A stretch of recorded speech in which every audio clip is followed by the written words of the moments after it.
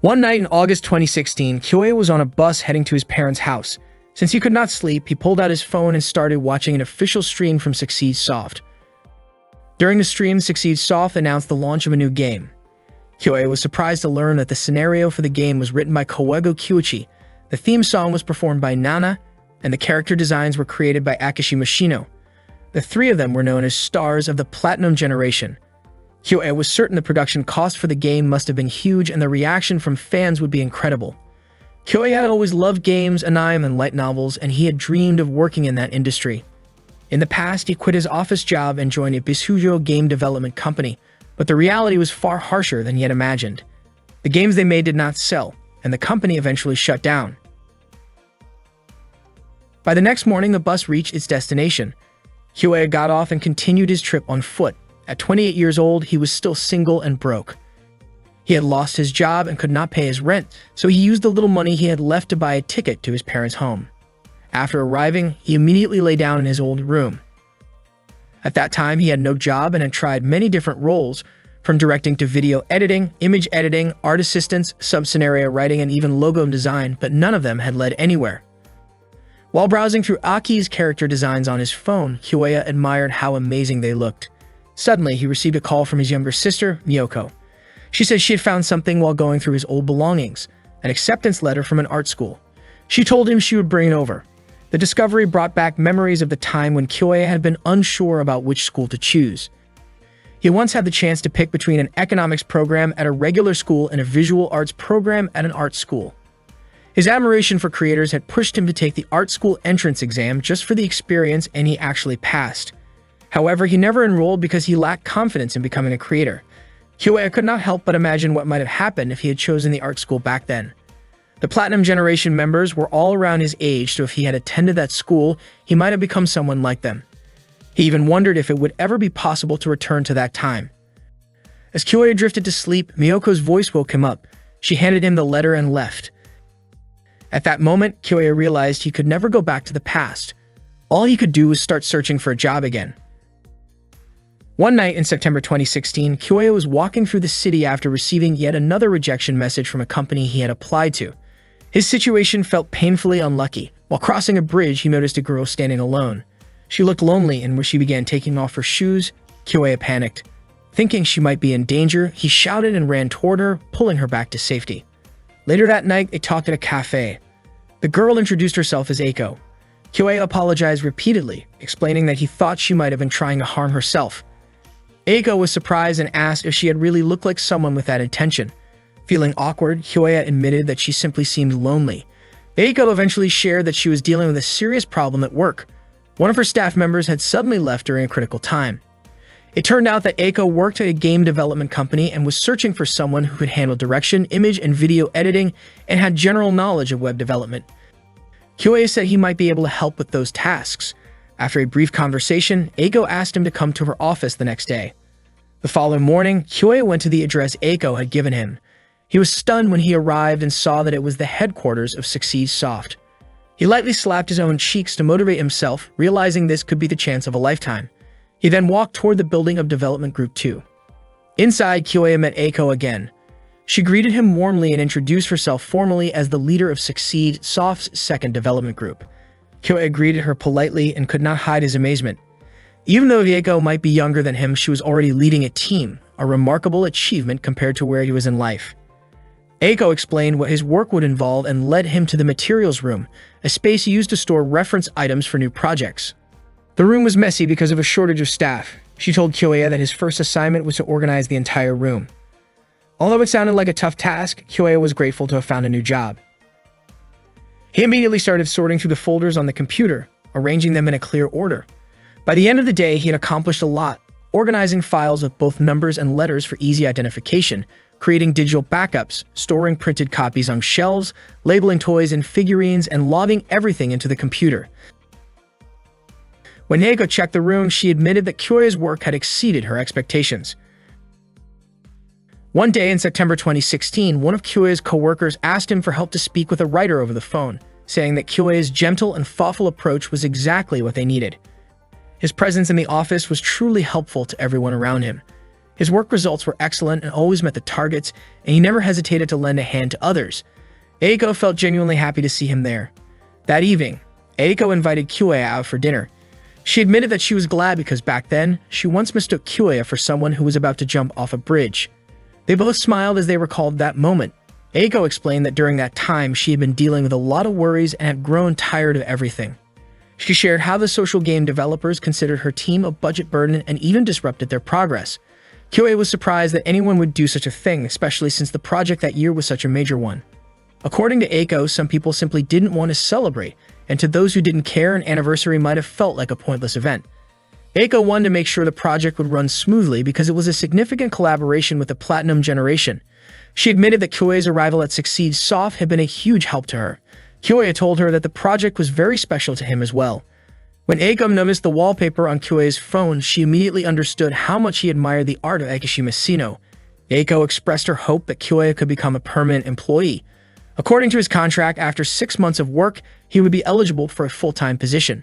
She also believed that Kyoya must be eager to meet the members of the Platinum Generation someday. One day in November 2016, while Kyoya was working, he overheard his co-workers talking about a delayed script. Suddenly, Eiko gathered all the employees to announce that the Platinum Project had been frozen by a decision from the board of directors. Shocked, Kyoya asked why such a thing had happened. Eiko apologized, saying there was little she could do. The staff members were deeply disappointed. All their hard work seemed to have been in vain, and many of them felt uncertain about the future of their team. Kyoya was stunned. Once again, he found himself facing another failure. He lowered his head in despair and accidentally dropped some documents on his desk. That night, Kyoya went back home with a heavy heart. His team had been disbanded, and his employment contract was canceled. Sitting alone in his room, he questioned what exactly had gone wrong with his life. His eyes wandered to a letter of acceptance from an art school, and he began to wonder what might have happened if he had chosen to attend that school instead. Perhaps he could have poured his heart into creating, thinking, and making something new. Perhaps he could have met the Platinum Generation, worked alongside them, and inspired each other. Frustrated, Kyoya threw the letter into the trash and cried, realizing it was all too late. Eventually, he fell asleep, only to wake up to the sound of Miyoko calling his name. When he opened his eyes, he thought Miyoko was just cosplaying, since she was wearing a high school uniform, even though she should have already graduated. Miyoko asked what he wanted to eat for the celebration. Kyoya was confused and had no idea what celebration she was talking about. Miyoko explained that he had looked so happy earlier when he was accepted into Umaka Art School. Kyoya, bewildered, replied that it had been 10 years since that happened. Miyoko, of course, didn't understand what he meant. Looking around his room, Kyoya noticed something strange. His bookshelf only had 7 volumes of Zero no Tsukaima, and several other books like Haganai, Asterisk, and No Game, No Life were missing. He also wondered why he still had a CRT monitor that he should have thrown away long ago. There was even a PlayStation 2 instead of a PlayStation 3. To his surprise, his smartphone had turned into an old flip phone. When he finally looked at the calendar, Kyoya realized that he was somehow back in the year 2006. For someone who always believed that time could never go backward and that life offered no second chances, it was shocking to find himself in the very past he had once wished to revisit, now with the possibility of making things right. Kyoya found himself back in the year 2006, and he decided to enroll at Umaka School of Arts. In April of that year, he officially began his classes there. Kyoya had no idea why this had happened to him. What he did know was that he had traveled 10 years into the past, returning to the exact moment when he was supposed to choose a university. Instead of dwelling on how strange the world could be, he chose to focus on shaping his own future. That day, Kyoya walked toward the place where he would be living during college. Carrying only the essentials, he set out to find his new residence. In his previous life, he had taken a safer, more conventional path because he doubted his own potential. That choice had led to many bitter experiences, so this time he decided to enroll in an art school to pursue the chance of a different outcome. Later that day, Kyoya arrived at the shared house called Kiriyami, which would now be his home. Before long, his belongings were delivered. He immediately began unpacking and organizing his room. After a while, exhaustion set in, and he decided to leave the rest for tomorrow. Taking a break, Kyoya grabbed a bottle of yogurt and drank it. He remembered his father's advice to eat more fermented foods like those containing lactic acid or natto because meals prepared while living alone might not always be balanced. While unpacking, Kyoya thought that becoming an art student might give him the chance to work with talented creators like Shino Akishima, Kyuichi Kawato, and Nana. Eventually, fatigue caught up with him and he fell into a deep sleep. Suddenly, he heard someone calling his name. Kyoei opened his eyes and was startled to see the president from his old workplace standing before him. The president urged him to wake up and reminded him that the Seiki Pura Ketsu project wasn't finished yet. Before he could process what was happening, debt collectors appeared and surrounded him. Confused, Kyoei thought it was all a misunderstanding. It turned out to be part of a film shoot. The president told him to run, saying that life was like filmmaking, where a second take could change everything. He encouraged Kyoei to chase after his bright future. In this second take, Kyoei sprinted toward the light, determined not to let his life end without trying again. Kyoei then woke up once more. As he opened his eyes, he saw a girl sleeping beside him. The scene felt oddly similar to a visual novel he had once worked on. At first, he thought he was still dreaming, but shock quickly set in, and he sat up abruptly. The girl slowly woke up too, rubbing her eyes. Kyoei stared at the cute stranger as she moved closer, surprising him. She was simply thirsty and reached for his yogurt without hesitation, enjoying it with delight. Curious, Kyoei asked who she was. The girl began to introduce herself, but before she could finish, she accidentally slipped and fell onto him. The noise startled the other residents of the house, and they rushed to check the source of the commotion. When they opened Kyoei's door, they were stunned to see the position the two were in. Kyoei quickly tried to explain the situation. The girl clarified that her futon hadn't arrived yet, so she ended up sleeping in Kyoei's room for the night.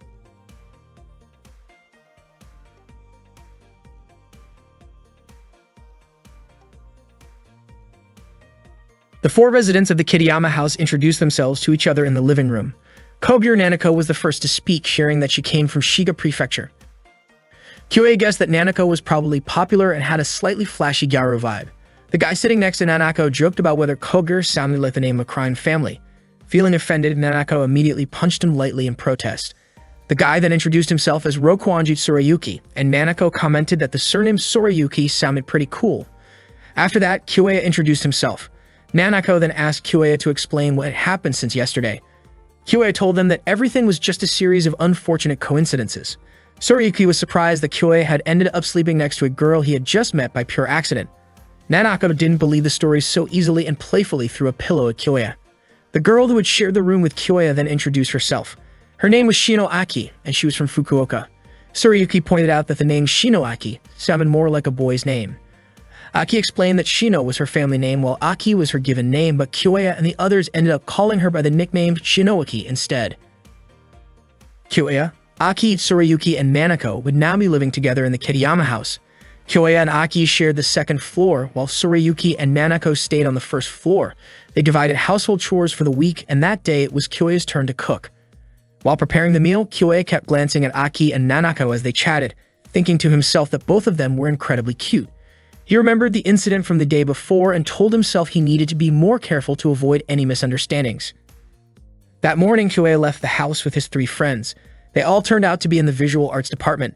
Nanako was surprised when she learned that the area they were walking through was part of Osaka, since it looked more rural compared to where she came from. It turned out to be a border area, and there had even been recent warnings about snakes. Nanako seemed uneasy at the mention of snakes, but according to Tsurayuki, there was something even more intimidating than snakes. The Unaka Art Landmark, a hill dedicated to art installations.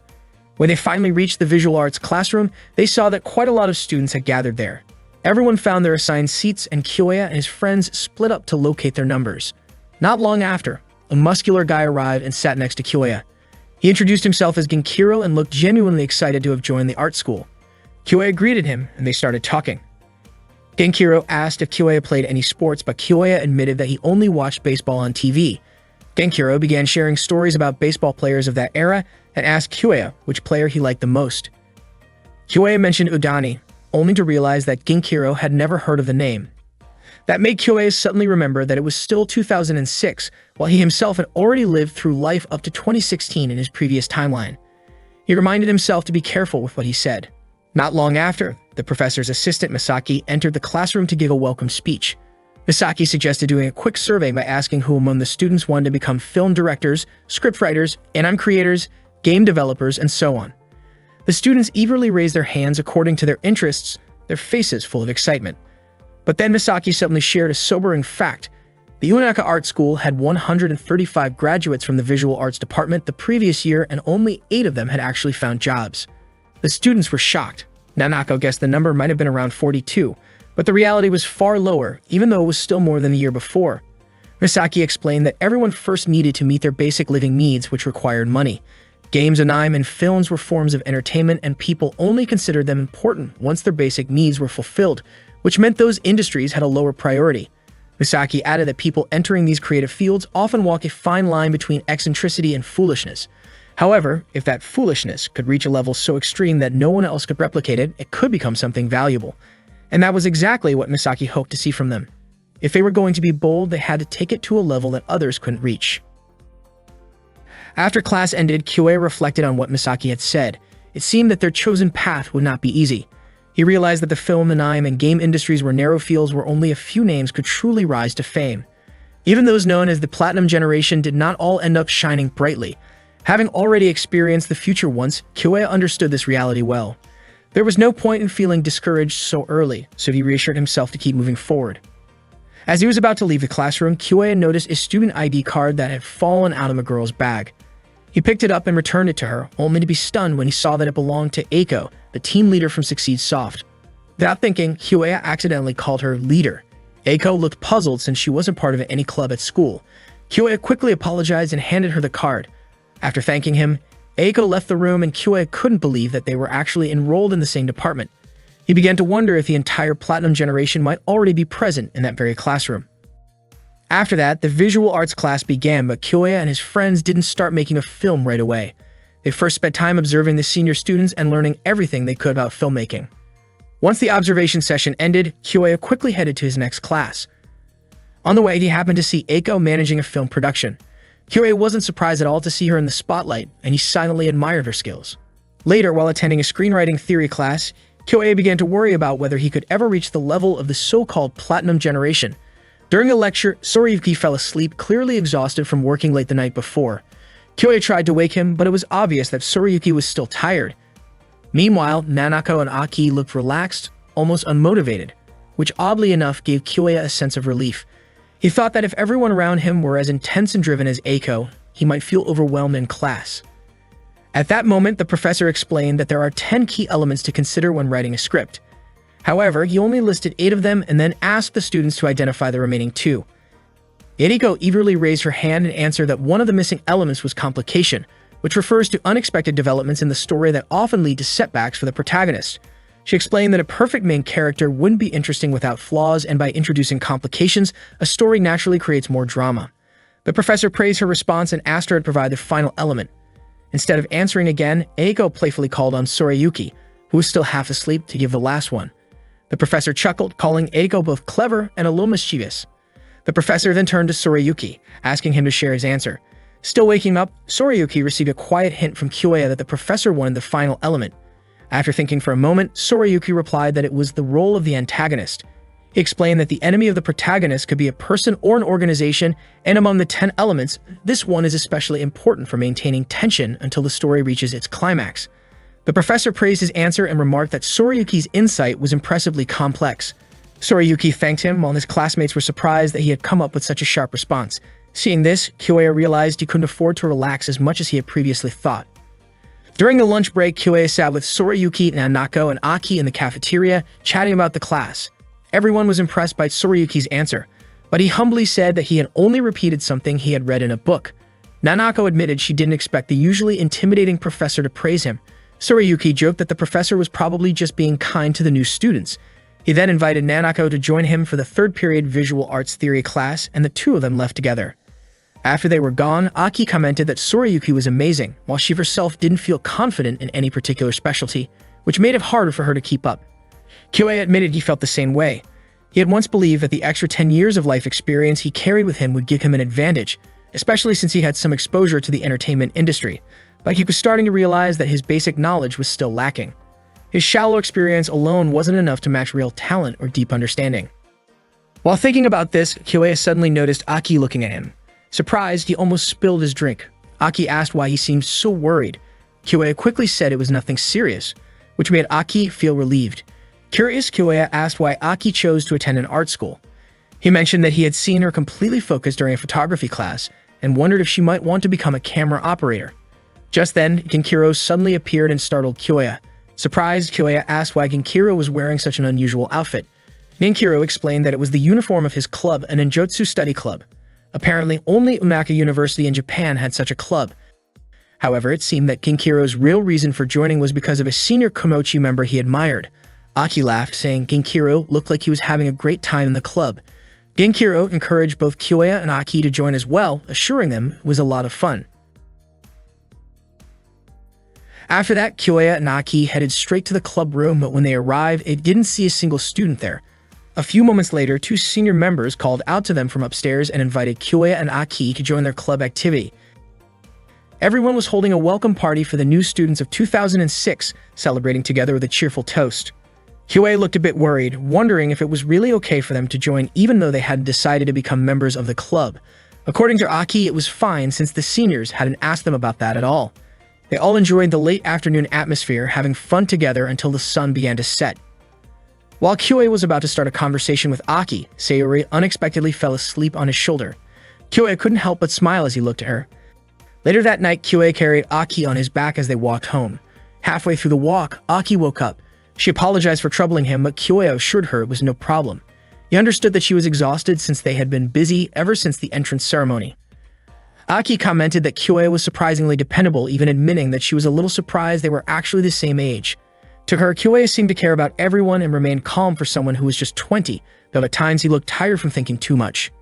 Aki mentioned that during lunch earlier, Kyoya appeared very worried, but he still insisted that he wasn't seriously overthinking anything. Aki playfully pinched Kyoya's cheek and encouraged him to tell the truth so he could feel better. Kyoya finally admitted that when he saw Tsurayuki confidently answering questions in class, he felt like he couldn't do anything. It wasn't just Tsurayuki. Everyone around him seemed to have their own special strengths. His concern came from feeling as if he had no unique talent at all. Aki, however, didn't see it that way. She told him she actually thought he could do many things. Kyoya could cook for himself, do laundry, and take out the trash properly. He was even good at making plans and sticking to them. Aki confessed that she couldn't do any of those things and felt envious of people who could. She believes Tsurayuki probably felt the same way too, and she was sure there were things about Kyoya that others would envy. According to Aki, people who feel like they can't do anything often work hard to find something they can do. She was certain that the people Kyoya thought were amazing probably had their own worries as well. Aki gently patted Kyoya's head, and he thanked her for listening to his thoughts. Aki then admitted that she also needed to keep working hard. Hearing this made Kyoya think more seriously about what he himself could accomplish. When they finally arrived home, they noticed that Nanako and Tsurayuki weren't there, most likely because they were still working. Aki headed straight to her room to sleep, while Kyoya, feeling very tired, wanted to go to bed as well. He suddenly remembered that he forgot to return Aki's bag, so he went to her room to give it back. When he entered, he was surprised to see Aki working on a character design sketch. That was when Kyoya realized that Aki was actually Akishima Shino, someone who would later become part of the future Platinum generation. He recalled Aki's earlier words about how people who feel like they can't do anything will try hard to find what they can do, and he understood that this was exactly what Aki was doing. At that moment, Kyoya thought deeply about how he needed to discover something he truly wanted to do and something he could pursue with his own effort.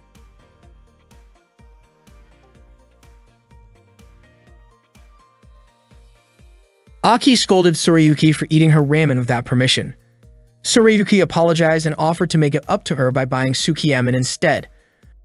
Aki pointed out that the soy sauce flavor of sukiyaki was completely different from her own Yu Makotoya tonkatsu flavor. Tsurayuki and Aki kept arguing while Kyoya could only watch. Nanako stepped out of her room and reminded Tsurayuki that eating someone else's food was something he should never do when they were all living together. Nanako was surprised when the three of them suddenly went silent and stared at her. Kyoya then pointed out something about her clothes. When Nanako looked down at herself, she was shocked to realize she was not wearing a top. Her face turned bright red and she quickly covered herself before hurrying back to her room. She had not noticed that she was in the middle of changing clothes. Kyoya felt a sharp pain from the reflexive smack Nanako gave him in her panic. Up to that point, Kyoya still could not understand why he had returned to the world of 10 years ago, with all of his memories intact, something that could only be described as a time leap. His second chance at college life was already filled with late-night ramen and nervous stomach aches. Along with his housemates, Kyoya was determined to create a real project, even though he had no idea what awaited them on their journey. The next day, Misaki taught a class that Kyoya attended. She explained the 4 key elements of making a film and asked the students to form groups of 4 so that each person could handle one part of the project. Their assignment was to create a short film lasting 3 minutes, which would then be screened for the class.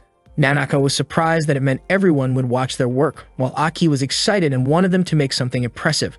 The theme of the project was time. After class, Kyoya and Sorayuki played baseball on the field while discussing their plan. Sorayuki suggested naming their team Kitayama. Kyoya divided the roles. Sorayuki would handle directing, Aki would take the technical side, Nanako would manage execution, and Kyoya himself would oversee production. Sorayuki wanted to write the script but admitted he was not interested in the on-site work. Later that day, Kyoya and Nanako went to their part-time jobs, surprised to find out they worked at the same place. Nanako mentioned that the manager gave her a strange look because she and Kyoya shared the same address. Curious, Kyoya asked why Nanako had chosen an art university and what she wanted to do there. Nanako said she had no special reason, and that maybe she had simply grown tired of Lake Biwa. She shared how, back in grade school, she once believed Lake Biwa was the ocean because of how enormous it looked. She was sure Kyoya might have thought the same if he had seen it. Nanako reminisced about her old neighborhood, where there were towns and shopping areas, but explained that if she had never left her home, she would never have known what the ocean really looked like. Time passed without her realizing it, and before she knew it, she had arrived in a completely new place. She admitted it felt like she was still searching for her identity. Hearing this, Kyoya remembered experiencing something similar himself. While Kyoya was about to place a drink on the wrong shelf, Nanako reached up to help him put it on the top rack. As she leaned forward, she accidentally bumped into him. She quickly apologized and asked him to hold still for a moment while she finished arranging the drinks. Kyoya stayed calm, silently reminding himself that even though he looked like a young college student again, his mind was still that of a 28-year-old adult. He thanked Nanako for her help, and they soon finished their shift. The next day, Kyoya met with Misaki to submit the names and roles of his team members, though he admitted that he still had no idea what their project would be about. Misaki encouraged him by saying that inspiration could come from anywhere and asked if anything interesting had happened to him lately that he could use.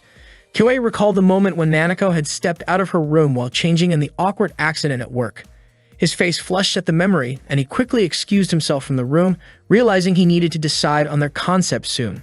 When Kyoya arrived home that evening, he found Aki asleep at her desk, having dozed off while studying. He gently woke her, and she greeted him sleepily, sharing that she had been dreaming of eating a mountain of Edoshima oysters. Kyoya apologized for waking her from such a pleasant dream and asked why she had chosen to attend an art university. Aki admitted that she never felt particularly talented at anything and thought it would be good to try something where she might discover what she could do. She confessed that even back in grade school, she was not good at studying and often missed her train. Since she grew up in the countryside, missing a train meant waiting 30 minutes for the next one, and the station staff even came to recognize her over time. Inspired by Aki's story, Kyoya came up with an idea that fit the theme of time. That night, he gathered his team and shared his plan to make a short film about a train station. When Nanako asked why, Kyoya explained that a station was a place everyone could easily picture, which made it perfect for establishing the setting in a 3-minute film. He felt that a station, where people come and go and time constantly moves forward, was the ideal backdrop for their project. Nanako agreed, and Aki also mentioned that everyone used the train. Kyoya explained that since the station had been in the same place for a long time, it would be easy to show the passage of time there. He thought it could be used to tell the story of a woman's life within 3 minutes, and it might look interesting if the events were aligned to happen in a single day. Nanako liked the idea because she thought it was really good, and Aki was excited to see how it would turn out. However, Sorayuki asked for 30 minutes to think about it first. Sorayuki went to his room, leaving Aki confused about what was bothering him. After a while, Sorayuki came out carrying a plot outline based on Kyoya's earlier explanation. Kyoya looked happy after reading it. Aki praised Sorayuki for being able to create a plot so quickly. Everyone agreed with the idea, and Kyoya asked Sorayuki to write the full script. But suddenly, Sorayuki called Kyoya aside to talk. Sorayuki handed Kyoya a small piece of paper containing notes of his own idea. Kyoya was shocked when he read it because it was exactly the same as the idea he had just shared. Kyoya insisted that he had never seen those notes before. Sorayuki explained that he had locked the notes in a box, so there was no way Kyoya could have read them. He wondered if Kyoya had somehow read his mind, which made him feel like his idea had been stolen. That was why he had rushed to write the plot. Sorayuki admitted that it was scary how similar their thoughts were. Kyoya then realized how the idea had come to him. It turned out it was inspired by short stories he had read in the future, stories about a woman's life portrayed with a train station as the setting. His memory of those stories had sparked the same impression, and in a way, it was as if he had borrowed Sorayuki's idea from the future. Sorayuki asked if it was just a coincidence or something more, but Kyoya could only stay silent. Sorayuki smiled and said it was impossible anyway, then apologized, thinking it must have been pure coincidence. Sorayuki was pleased because the station setting worked well for character behavior and events, something anyone studying scriptwriting would naturally notice. Yet it seemed no one at the university had realized it, so he had planned to create a simple project and focus on his own studies. However, working with Kyoya made it possible to create something much better. Kyoya felt excited at the thought of surprising their professors with the project they were about to make. The next day, Kyoya and his friends began working on the project. Sorayuki was in charge of the script, Aki handled the design, and Nanako provided the voice acting. They kept discussing the project everywhere they went. One day at a cafe, Kyoya asked Sorayuki to shorten the script because if they followed the current version, the film would exceed the 3-minute limit. He requested a rewrite, but Sorayuki hesitated. He explained that the script was already the result of careful thought and represented his best version, so it wouldn't be easy to shorten it. Instead, Sorayuki suggested that Aki adjust the storyboard to fit the limited time, and Aki agreed to try. He also asked Nanako to speed up her lines to help reduce the runtime, but Nanako was unsure if she could do that without testing it first. Sorayuki said they wouldn't know unless they tried. Kyoya began to worry because their project had a strict time limit. No matter how good the film turned out, if it went over the limit, they would fail. He wondered if this reason was enough to convince Sorayuki. Finally, Kyoya explained that if their project didn't follow the rules, they wouldn't receive a grade. Disappointed, Sorayuki reluctantly agreed to shorten the script. Before leaving, he asked if this was Kyoya's way of keeping their promise to create something truly great. Kyoya felt terrible after hearing that. Later, Kyoya walked around the school with Aki and Nanako. Nanako commented that Sorayuki was extremely perfectionistic and Aki told Kyoya not to worry too much about it. Suddenly, Nanako accidentally stepped on someone. It turned out to be one of their seniors, who asked them to escort him to the club room because he couldn't move due to hunger. When they arrived at the room, the door was suddenly closed by someone and a few people jumped out to surprise them. The seniors were overjoyed because their club president had successfully brought in new students, which meant they could avoid budget cuts for the 3rd year in a row. They apologized for tricking Kyoya and the others and begged Kyoya to join their club. Kyoya said he didn't have time to participate, but Aki showed interest and Nanako agreed to try if it was only a trial period. Kyoya was shocked by their responses. Hearing this, the seniors cheered in excitement. The club president then introduced himself as Takashi, a 5th-year student majoring in photography. He handed Kyoya a brochure about the club. After returning home, Kyoya still didn't have the courage to face Sorayuki in his room. Instead, he went to the station to observe the location for the film he planned to create. There, he unexpectedly met Eiko. Eiko was surprised to find out that Kyoya's team was also planning to shoot a film at the station, just like her team. She was confident that her team wouldn't lose to Kyoya's, even though she didn't know what kind of film he was making. Eiko openly admitted that her team aimed to achieve the highest score. Not wanting to be underestimated, Eiko asked about his film's concept, the key elements, and how his team planned to use their 3-minute time limit. Since Kyoya was part of the production team, she felt he should be able to explain those details. Eiko reminded him not to take filmmaking lightly. After that conversation, Kyoya went to meet Misaki to submit the application form for his team's film project. Misaki immediately stamped the form and mentioned that she understood the kind of worries the production side usually faced. She had even heard about the arguments within Kyoya's team.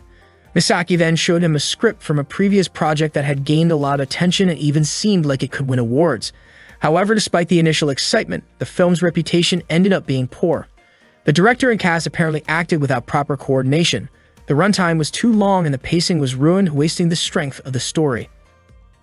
Misaki explained that a script is not a finished product, and when a project is still at the script stage, it doesn't mean it's doomed to fail. The real danger comes when the production side gives up. That's when a project truly collapses. Just like Eiko had said earlier, Kyoya needed to take the process of filmmaking seriously. Misaki also reminded him that everyone involved in creating a film is a creator, so there's no hierarchy of importance. Kyoya thanked Misaki and headed home. On the way, he realized that time might feel limitless, but nothing would ever change unless he took action. He immediately went to see Sorayuki and apologized, asking if they could talk things over once more. Sorayuki told him to do as he wished since the issue was already in the past. But Kyoya insisted that nothing had truly started yet. He agreed with Sorayuki's earlier words that they were only about to begin filming and editing, and he wanted to discuss everything again. Concerns about the runtime could be dealt with later. Hearing this, Sorayuki smiled and regained his motivation. Aki and Nanako felt relieved to see the two of them reconcile. The next day, the four of them went to the station to start shooting their video. However, something unexpected happened. The camera that Tsurayuki had borrowed turned out not to be a video camera. Tsurayuki was shocked to realize this mistake. Someone suggested finding another camera, but Kyoya rejected the idea because it would take too much time. Tsurayuki felt guilty, and Aki pointed out that there seemed to be no other option. Hearing that phrase, Kyoya was struck by how often he had said something similar in the past. Words he had regretted for the last 10 years of his life. But now he had a second chance. He realized he had a choice. Either keep making excuses and achieve nothing, or keep moving forward for the next 10 years. Kyoya declared that they were not out of options.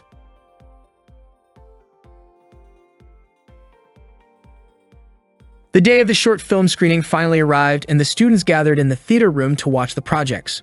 Nanako felt nervous just thinking about how their film would turn out. Kyoya apologized to everyone because he barely finished editing and they never had the chance to preview it. Tsurayuki told him not to worry since he had already trusted Kyoya with everything. Nanako added that without Kyoya, they would not have been able to bring anything to completion. Aki confidently said everything would be fine. Before the screening started, Misaki gave them a few words of guidance. She reminded everyone that while this was part of a class assignment, once a piece becomes a finished work, it has to be ready for the audience's judgment. Everyone in the room was a creator themselves, so they had the right to react honestly, whether that meant laughing, clapping, or staying quiet. Misaki encouraged them to respond truthfully as students of visual arts. Kyoya thought to himself that in other words, if the film wasn't engaging, the theater would stay silent, and that would be the end of it. Suddenly, Eiko spoke up and said her team would not lose to Kyoya's. The screenings began soon after. Eiko's team's film played first and received a round of enthusiastic applause. Kyoya openly admitted how impressive Eiko's work was. Tsurayuki was surprised that a silent film could move the audience so deeply. Nanako hadn't expected that even without dialogue or sound, the protagonist's message could still be delivered so clearly. Aki commented on how visually beautiful the film looked. Kyoya acknowledged that in terms of polish and overall quality, Eiko's team was on a completely different level. Next, it was time for the Kitayama team's film. Aki worried that their film might be compared to Eiko's because both were set in train station. Kyoya silently hoped their project would receive a good reaction from the audience. As the film began, the audience was surprised to see that it used a series of still images edited in sequence to create the illusion of motion. That was the method Kyoya had to come up with. Earlier, he had told the team that they would try something different. Tsurayuki initially objected, pointing out that they were supposed to produce a video, not a slideshow. He even suggested changing the schedule, but Kyoya refused to give up. He asked everyone to trust him and assured them that their hard work would pay off. Kyoya spoke with such confidence because he had faced tough situations before. In the past, he once had to create a promotional video with almost no usable material. Back then, he managed by using After Effects, Premiere, and Photoshop, tools that were already available at the time. He was determined not to waste his friend's efforts. Kyoya then contacted Takashi to let him know he was interested in joining the photography club and asked Takashi to teach him how to take good photos. After that, Kyoya and Aki set up the camera positions following Takashi's instructions. Kyoya explained that they needed 100 photos per segment, which meant they would keep the camera fixed while taking shots. He then asked Nanako to act as usual once the clapperboard signaled a 2 to 3 second cue. He reassured her that he would capture the best frames from the continuous shots. Tsurayuki placed his full trust in Kyoya. Kyoya also told Aki that the composition he wanted would only work for still images. He knew it was a tough challenge but believed Aki could handle it. Aki admitted she wanted to meet his expectations. Kyoya also borrowed Nanako's digital camera to take 15-second bursts of still shots to piece together the story. During the shoot, Kyoya asked for Takashi's help to guide the process. Together with their classmates, they worked on capturing every shot until late afternoon. The short film was finally screened in front of the entire class. Kyoya silently wished for everything to go well. When the film ended, he was stunned to hear Eiko and the other students applaud. Genkiro was even moved to tears after watching it. Tsurayuki couldn't believe they had received such lively applause. Aki felt completely satisfied, and even Eiko acknowledged Kyoya's skill. Afterward, Kyoya felt an overwhelming sense of relief. Eiko's team secured first place, which was no surprise, while the Kitayama team earned third place. Kyoya couldn't help but think that if they had been able to produce the film exactly as planned, their score might have been even higher. Later, when only the Kitayama team remained in the theater, Kyoya apologized if his editing hadn't been good enough. But Tsurayuki admitted he was more frustrated with himself for not knowing what Kyoya had been doing during the shoot, especially since everything turned out so well in the end. He praised Kyuei's skill and reflected that if his own script had been a revised version based on Kyuei's feedback instead of the first draft, the film could have been even better. Nanako also praised Kyuei's incredible idea, admitting that all she did was follow his direction, yet the results still amazed her. She confessed that acting in the film made her want to perform again. Nanako promised she would do even better next time because she wanted another chance to act. Aki teased Kyuei, calling him sneaky because he was usually so quiet, yet when he became passionate, his eyes seemed to light up. She even admitted that her heart raced during both the shoot and the screening. Misaki then reminded them that the theater would be closing soon and asked if the four of them had figured out what they wanted to work on next.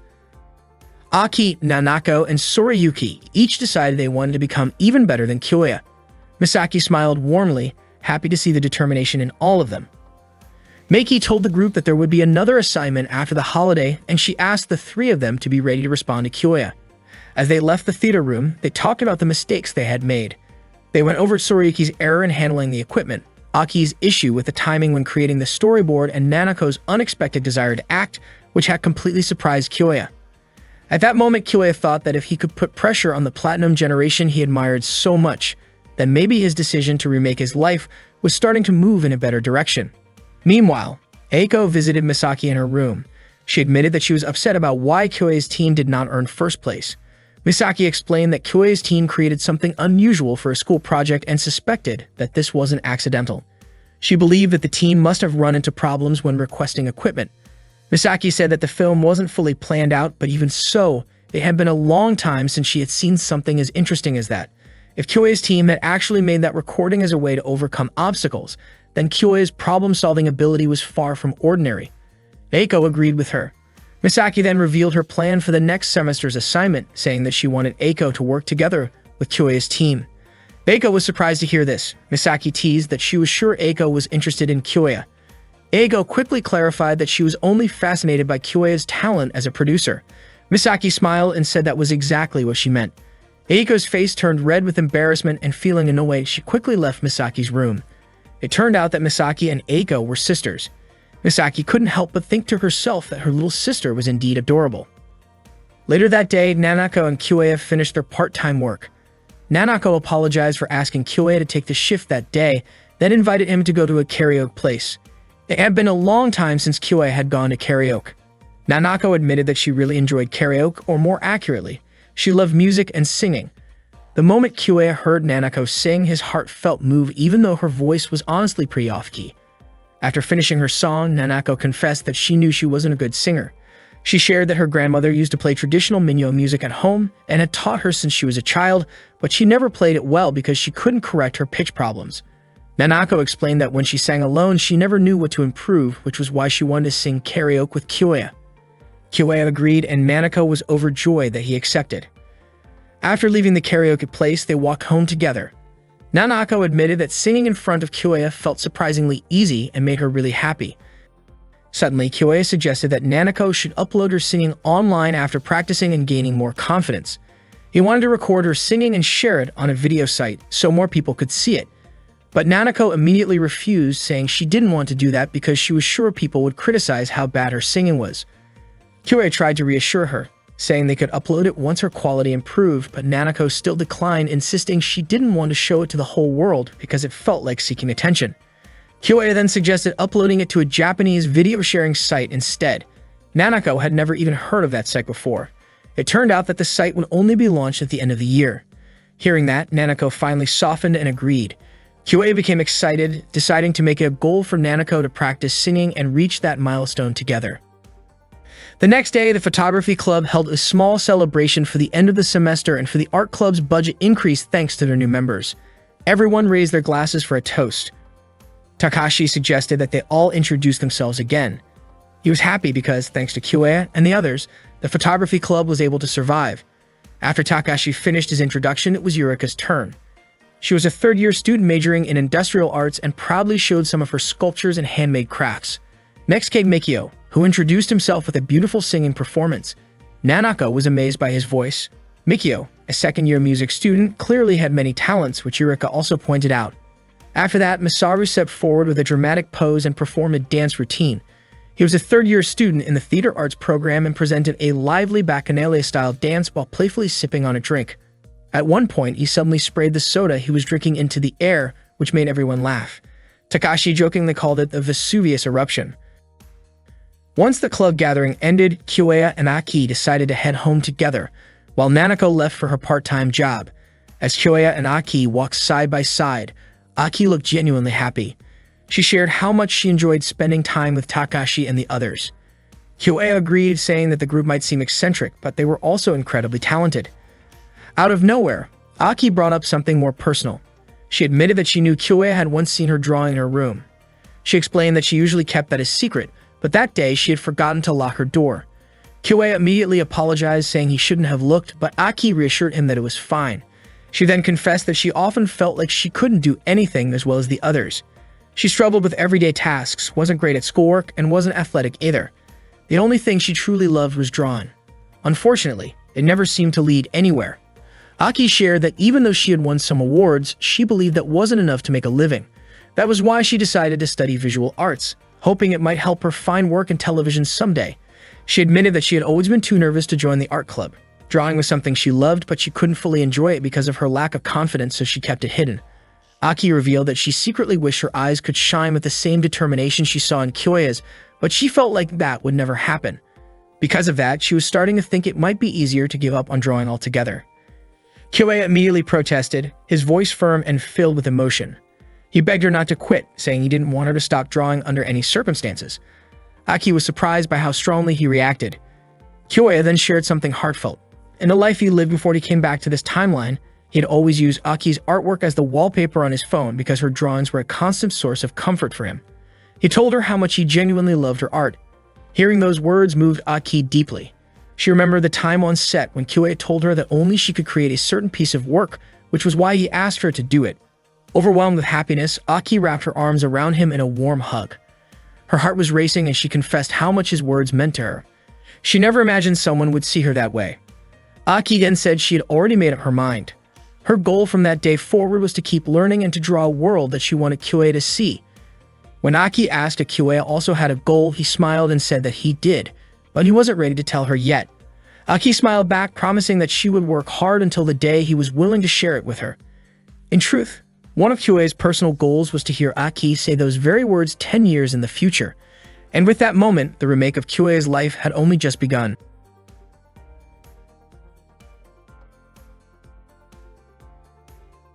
Entering the second semester, the visual arts students received another project. Kyoya's team had already started working on theirs.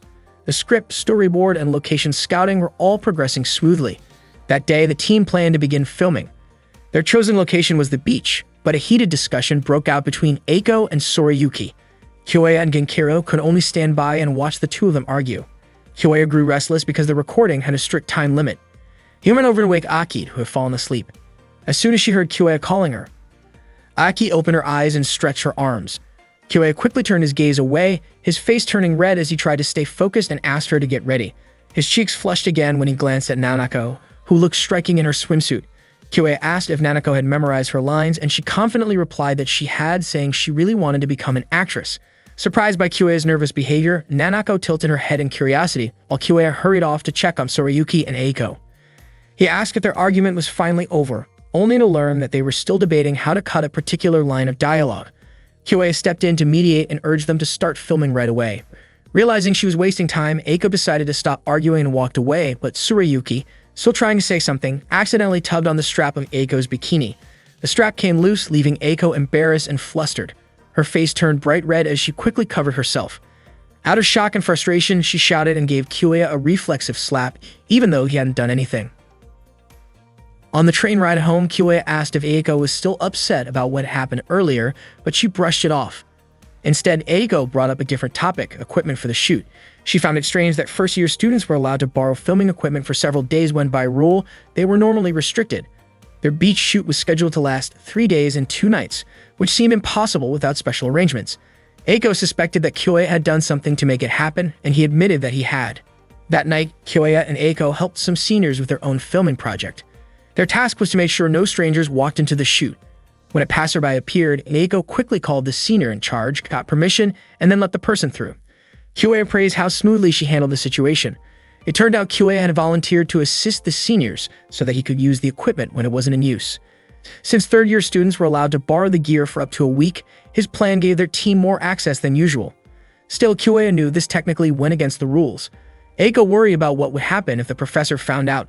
Suddenly, a small girl appeared and said that the professor would be furious if he discovered what they were doing. Startled, Kyoya and Eiko asked where she had come from. To their surprise, the girl turned out to be a senior student. Her name was Keiko, and she teasingly accused them of making a secret deal. Kyoya asked her to keep it quiet, and Keiko agreed, but only if Kyoya promised to return the favor someday. With that, she walked away, leaving them both uneasy. The next day, the class held a screening of the student films.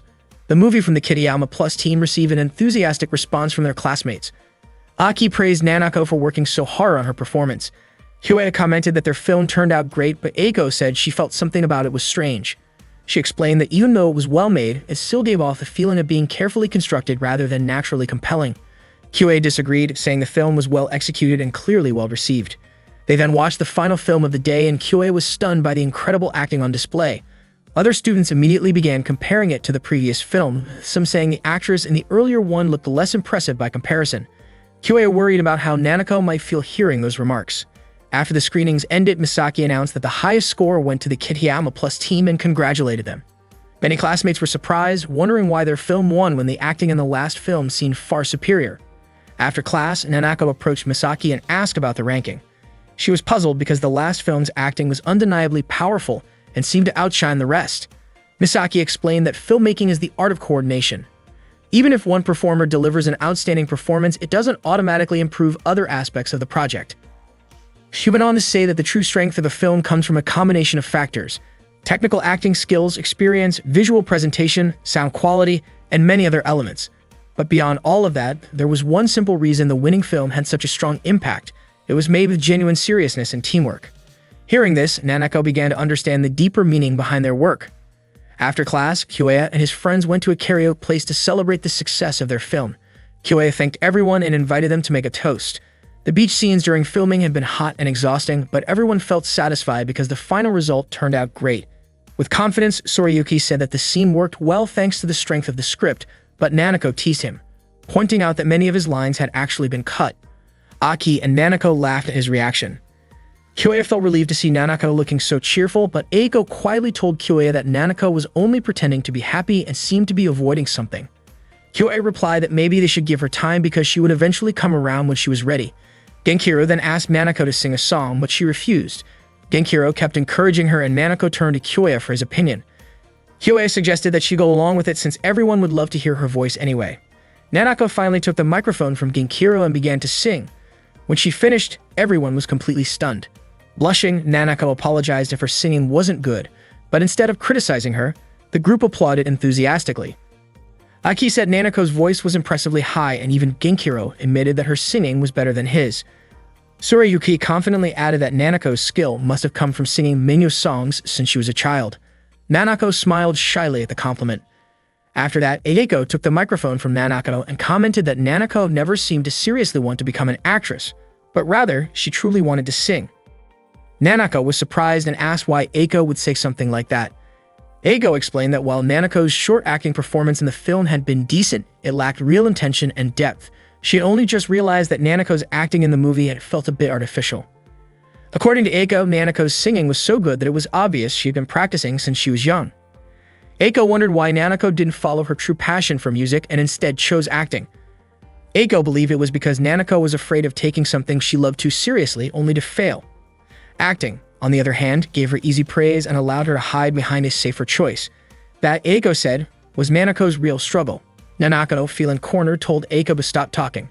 She admitted that she had loved singing and had been surrounded by music since she was a child, but she had always struggled with pitch. If she had been capable of it, she would have pursued singing long ago. Eiko then asked why Nanako chose the visual arts department instead of the music department if singing was what she truly loved, questioning why she ran away at such an important turning point. Kyoya explained that Nanako had been practicing several times because she often came to karaoke with him, but Eiko questioned whether Nanako had actually received proper training.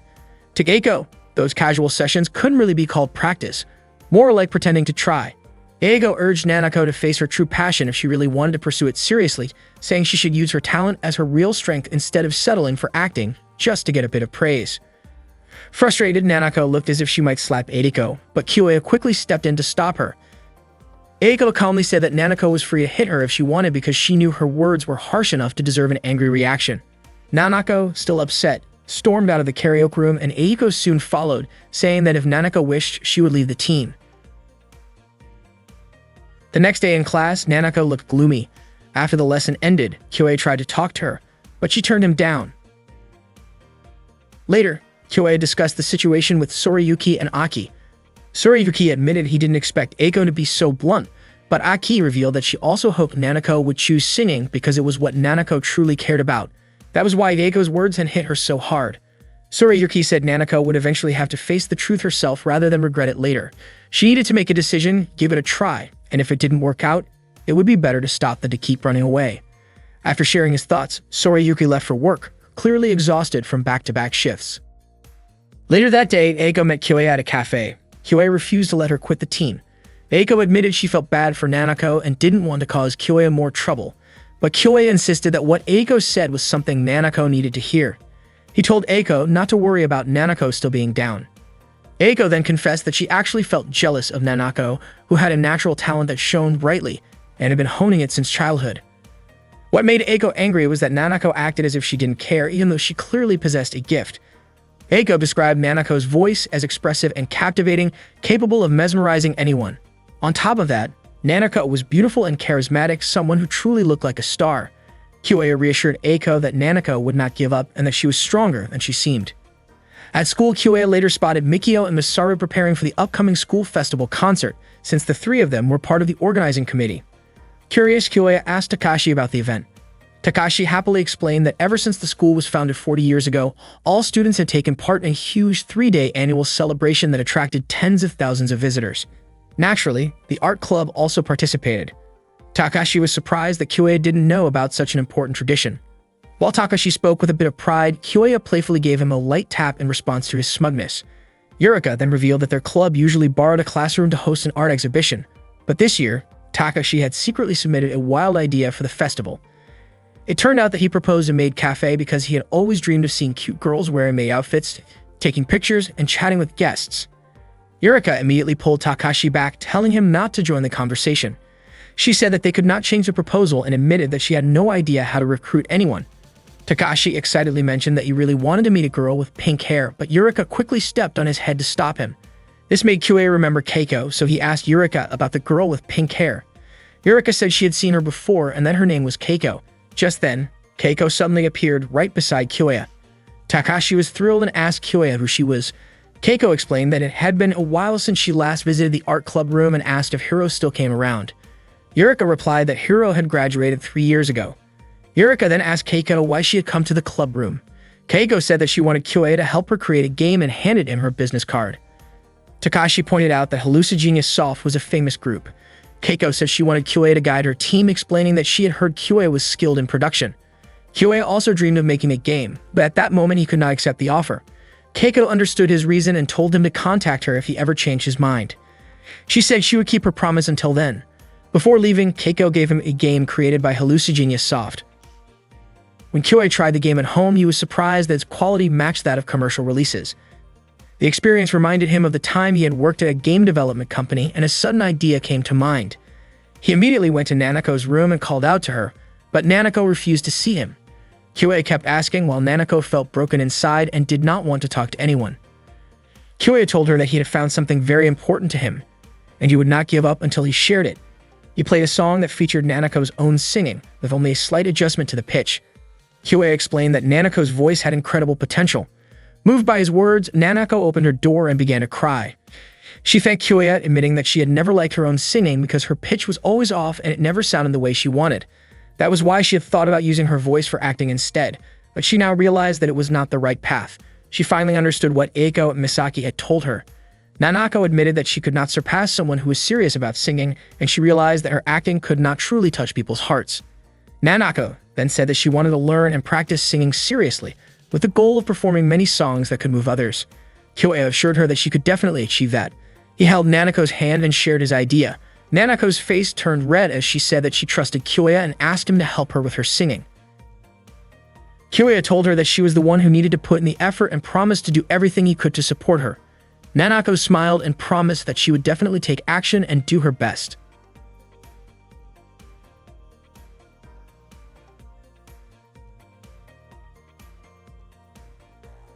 That day, the students were busy preparing for the upcoming festival. Kyoei was checking the equipment that his club would use for the event. Nanako came over carrying drinks for him. The festival was only 3 days away. Since that time, Nanako had been practicing her singing more diligently. She started learning basic notes and vocal techniques with the help of Mikio, while also working on building her stamina for singing. Kyoei even recorded Nanako as she practiced. During one of their sessions, Nanako asked Kyoei if she could really become good if she kept training like that. She says she enjoyed the practice and could feel her progress, but she's still worried about what awaited her after all the effort and whether she should keep going. Kyoei told her to just keep doing it because it would be a waste to stop now. He admitted that he was moved just by hearing Nanako's determination. Nanako then asked why Kyoei was working so hard to support her. Kyoei explained that it was because he had heard her singing and felt something incredible.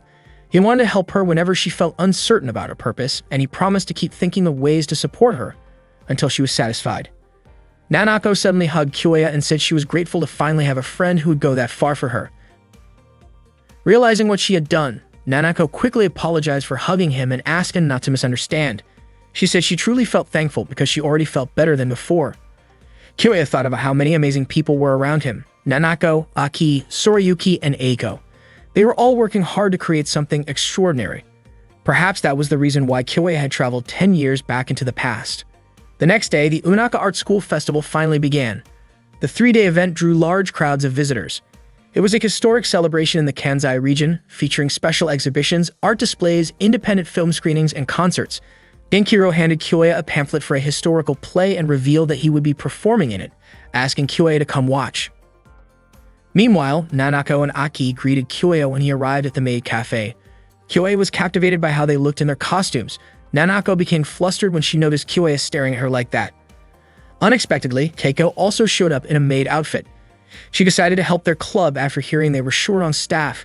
Keiko asked how she looked and Takashi commented that her appearance was absolutely perfect. Keiko reminded Kyoei that he now owed her 2 favors. Visitors crowded into the maid cafe to see the charming maids. Aki, Nanako, and Keiko cheerfully served customers, keeping the atmosphere fun and lively. Yurika apologized to Kyoei for making him handle cooking and taking orders, explaining that Mikio and Masaru were busy with the concert committee. At one point, Takashi tried to secretly take an inappropriate photo of Keiko. Yurika immediately kicked him, snatched his camera, and called him out for being inappropriate. Later, Aki approached Kyoei and gently wiped a grain of rice from his cheek. The maid cafe turned out to be a huge success, drawing so many guests that Kyoei and the others barely had time to explore the rest of the festival. That night at home, Nanako and Aki were exhausted after working 2 days straight. Tsurayuki dropped by and was surprised to see how tired they were. He asked if working at the maid cafe was really that exhausting. Kyoei explained that the place had been so packed with visitors that they barely had time to rest. Nanako joked that it felt more like overtime work than a festival. Kyoei said their sales goal had already been reached in just 2 days and mentioned that he would ask Takashi if they could close early the next day. He also invited Tsurayuki to come by because the festival was far more exciting than he had expected. Nanako encouraged Tsurayuki to take a break once in a while because it was not good to keep working non-stop. Although Tsurayuki was not too eager to change his routine, he admitted that he did not want to miss the screening of the intense dinner party film, and he was also curious to see Nanako, the former delinquent, dressed as a maid. Annoyed by the teasing, Nanako playfully punched Tsurayuki for making fun of her past. Hearing the commotion, Aki woke up and she and Kyoei could only smile at the friendly argument between Tsurayuki and Nanako. The next day, Eiko visited the maid cafe stand. Kyoei noticed her and immediately greeted her, surprised that she had come to the festival. He suspected she was there for a reason. Eiko explained that she came to watch the intense dinner party film and also wanted to apologize to Nanako. Kyoei said he felt there was no need for her to apologize because Nanako had already become serious about singing and Eiko's words had actually sparked that change. Kyoei invited Eiko to stop by the maid cafe, but she declined since the movie was about to start. Before she left, Kyoei asked her to listen to Nanako's singing someday. Eiko agreed as long as Nanako continued to take her singing seriously. Later that day, Kyoei and Aki went to watch the historical play. As the performance neared its end, they still had not seen Genkiru, even though he had said he would be part of it. To their surprise, Genkiru turned out to be playing the role of a tree in the stage props. After the play, Kyoei and Aki sampled food from various stalls, then visited the art exhibition, haunted house, and painting gallery. Kyoei was impressed by the fine arts department's work. Everything in the exhibition was crafted with incredible dedication. Aki stopped to admire one particular painting and Kyoei joined her. The artwork was stunning with a delicate atmosphere and an almost transparent quality perfectly suited to Shinoaki's style. Curious about the artist, Kyoei discovered that the painter was Yamashina Kazu.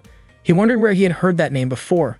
Suddenly, Kyoya felt dizzy and collapsed, leaving Aki shocked as she tried to wake him up. Meanwhile, Nanako was enjoying a concert at the maid cafe. Not long after, Sorayuki arrived and asked if the cafe had already closed.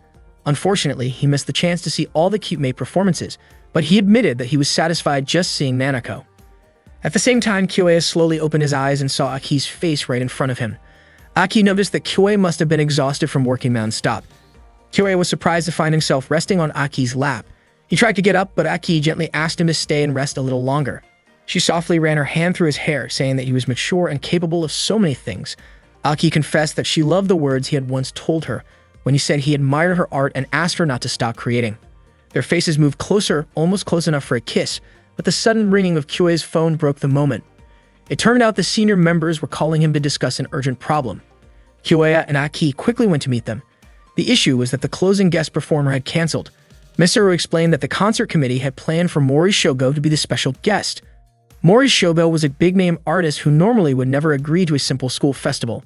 Misaru revealed that he had managed to contact Mori Shogo before his break and received a positive response. However, they suddenly got word that Mori Shogo could no longer come because the festival coincided with a televised music event. Since the guest appearance hadn't been officially announced, Mori Shogo asked them to find a replacement instead. Naturally, the concert committee was disappointed. Keniko suggested that they should simply invite someone else, but Misaru questioned who could possibly fill such a role. Keiko pointed out that in an art school, there must be plenty of talented people willing to sing. Kyoya then proposed that Nanako should perform. Everyone was stunned by the suggestion. At that moment, the band Prince of Persia finished their performance. The concert host announced a 15-minute break before the arrival of the secret guest, which made the audience even more excited. Nanako nervously asked if Kyoya was joking, but he assured her he was completely serious. After all, she was the only one among them who could sing.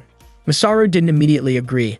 Mikio added that even though Nanako's voice had a slightly rough quality, it carried a strength that could truly move people's hearts. Misaru warned that if something went wrong, the entire event could fall apart, so Nanako needed to be fully prepared if she chose to take the stage. He then left the top with a backup band. Nanako began to feel overwhelmed, convinced that it was impossible. She thought she could never suddenly perform in front of everyone, especially as a replacement for a professional. Kyoya tried to calm her down, but Nanako shook her head, frightened that people might say she was terrible and laugh at her. Terrified, she ran off and Kyoya immediately chased after her, promising the others that he would bring her back. He asked the team to stall for as much time as possible. As he ran after her, Kyoya reflected on his extra 10 years of life experience. He knew that things often felt impossible at first, and that letting regret take over only left a bitter taste. He didn't want Nanako to go through that same pain. He eventually found her standing silently by the lake. Meanwhile, the concert host was shocked when Mikio informed him that the secret guest had officially canceled. Sorayuki, however, felt certain that Nanako would not run away from the pressure and would eventually perform. To buy more time, Sorayuki decided to entertain the crowd by performing as a clown. By the lakeside, Nanako admitted that this was a huge opportunity, but she was terrified of facing it because failing was also a real possibility. Kyoya reassured her that she wouldn't fail. Nanako was puzzled by how he could be so confident in her. She explained that even though she had practiced a lot, she had never sung in front of hundreds of people before. The thought of being judged by so many made her feel paralyzed with fear. She confessed that she was scared she might completely break down. Kyoya promised to think of something to help her. He opened his laptop and showed her a recording of one of her songs. Back at the stage, Sorayuki and Aki were entertaining the audience with magic tricks. Eventually, Sorayuki began running out of ideas and wondered how much longer they could keep stalling. Finally, Kyoya and Nanako returned. The host quickly announced that the long-awaited secret guest would appear soon, and the audience cheered with excitement. Nanako prepared herself backstage. This time, she felt more determined and believed she would earn applause 100 times louder than what Sorayuki had received earlier. Aki cheered her on while Nanako asked Kyoya to watch her performance from the audience. Nanako quickly stepped onto the stage as the crowd cheered with excitement, eager to see the mysterious guest. But when they saw that the person who appeared was dressed as a maid, everyone was surprised and guessed it might be part of the theme. Nanako admitted that she was not supposed to sing there, but so many unexpected things had happened, and she would be foolish to turn down this opportunity. Filled with determination, Nanako encouraged the audience to help make the school festival's finale even more lively. As she began to sing, the reaction from the crowd was far beyond anyone's expectations. The audience clearly enjoyed her performance, cheering and clapping along to her voice. Kyoya and the others were also having a great time. At that moment, Nanako realized that what Kyoya had told her was true. There was no reason to be afraid because she had already worked so hard to reach this point. Earlier, when Kyoei spoke to her by the lake, he mentioned that the new video Nanako uploaded yesterday had already gained 10,000 views. That meant she had technically performed in front of tens of thousands of people online, so it would be strange to be scared of singing in front of just a few hundred at the festival. Kyoei believed that the school festival audience would eventually become Nanako's fans, and with that reassurance, she finally decided to perform on stage. Nanako understood that the world was not that simple, and that hard work alone would never be enough, but she wanted her feelings to reach people's hearts. Even Eiko admitted that Nanako's talent was impressive. Kyoei commented that this was exactly how Nanako looked when she was serious, which made Eiko curious about what kind of encouragement Kyoei had given her earlier. The response to Nanako's video turned out to be much bigger than expected. Of course, there were some negative comments, but her beautiful voice drew in far more positive attention. Nanako refused to run away, no matter how harsh the criticism might be. Instead, she took the advice she received and used it to improve her next video. On the internet, artists and fans often collaborated to create music through feedback, something that in 10 years people would come to call user-generated content. Nanako's voice had already captured Kyoei's heart the first time he heard it. Her live performance ended with loud and enthusiastic applause from the audience. After finishing her song, Nanako immediately went backstage to thank Kyoei, but he was nowhere to be found. Storiyuki handed her a drink and suggested that Kyoei might still be sitting in the audience, so Nanako quickly ran off to look for him. At that time, Kyoei was sitting with Aki near the fountain. Aki had felt a bit dizzy earlier, so she went there to rest for a while. Suddenly, Aki stood up and mentioned that they were about the same height at that moment. Before Kyoei could react, Aki gently kissed him on the lips. Kyoei was startled but also felt the warmth of the moment. Aki explained that she was simply carried away by the atmosphere of the festival. Meanwhile, Nanako happened to witness the scene from a distance.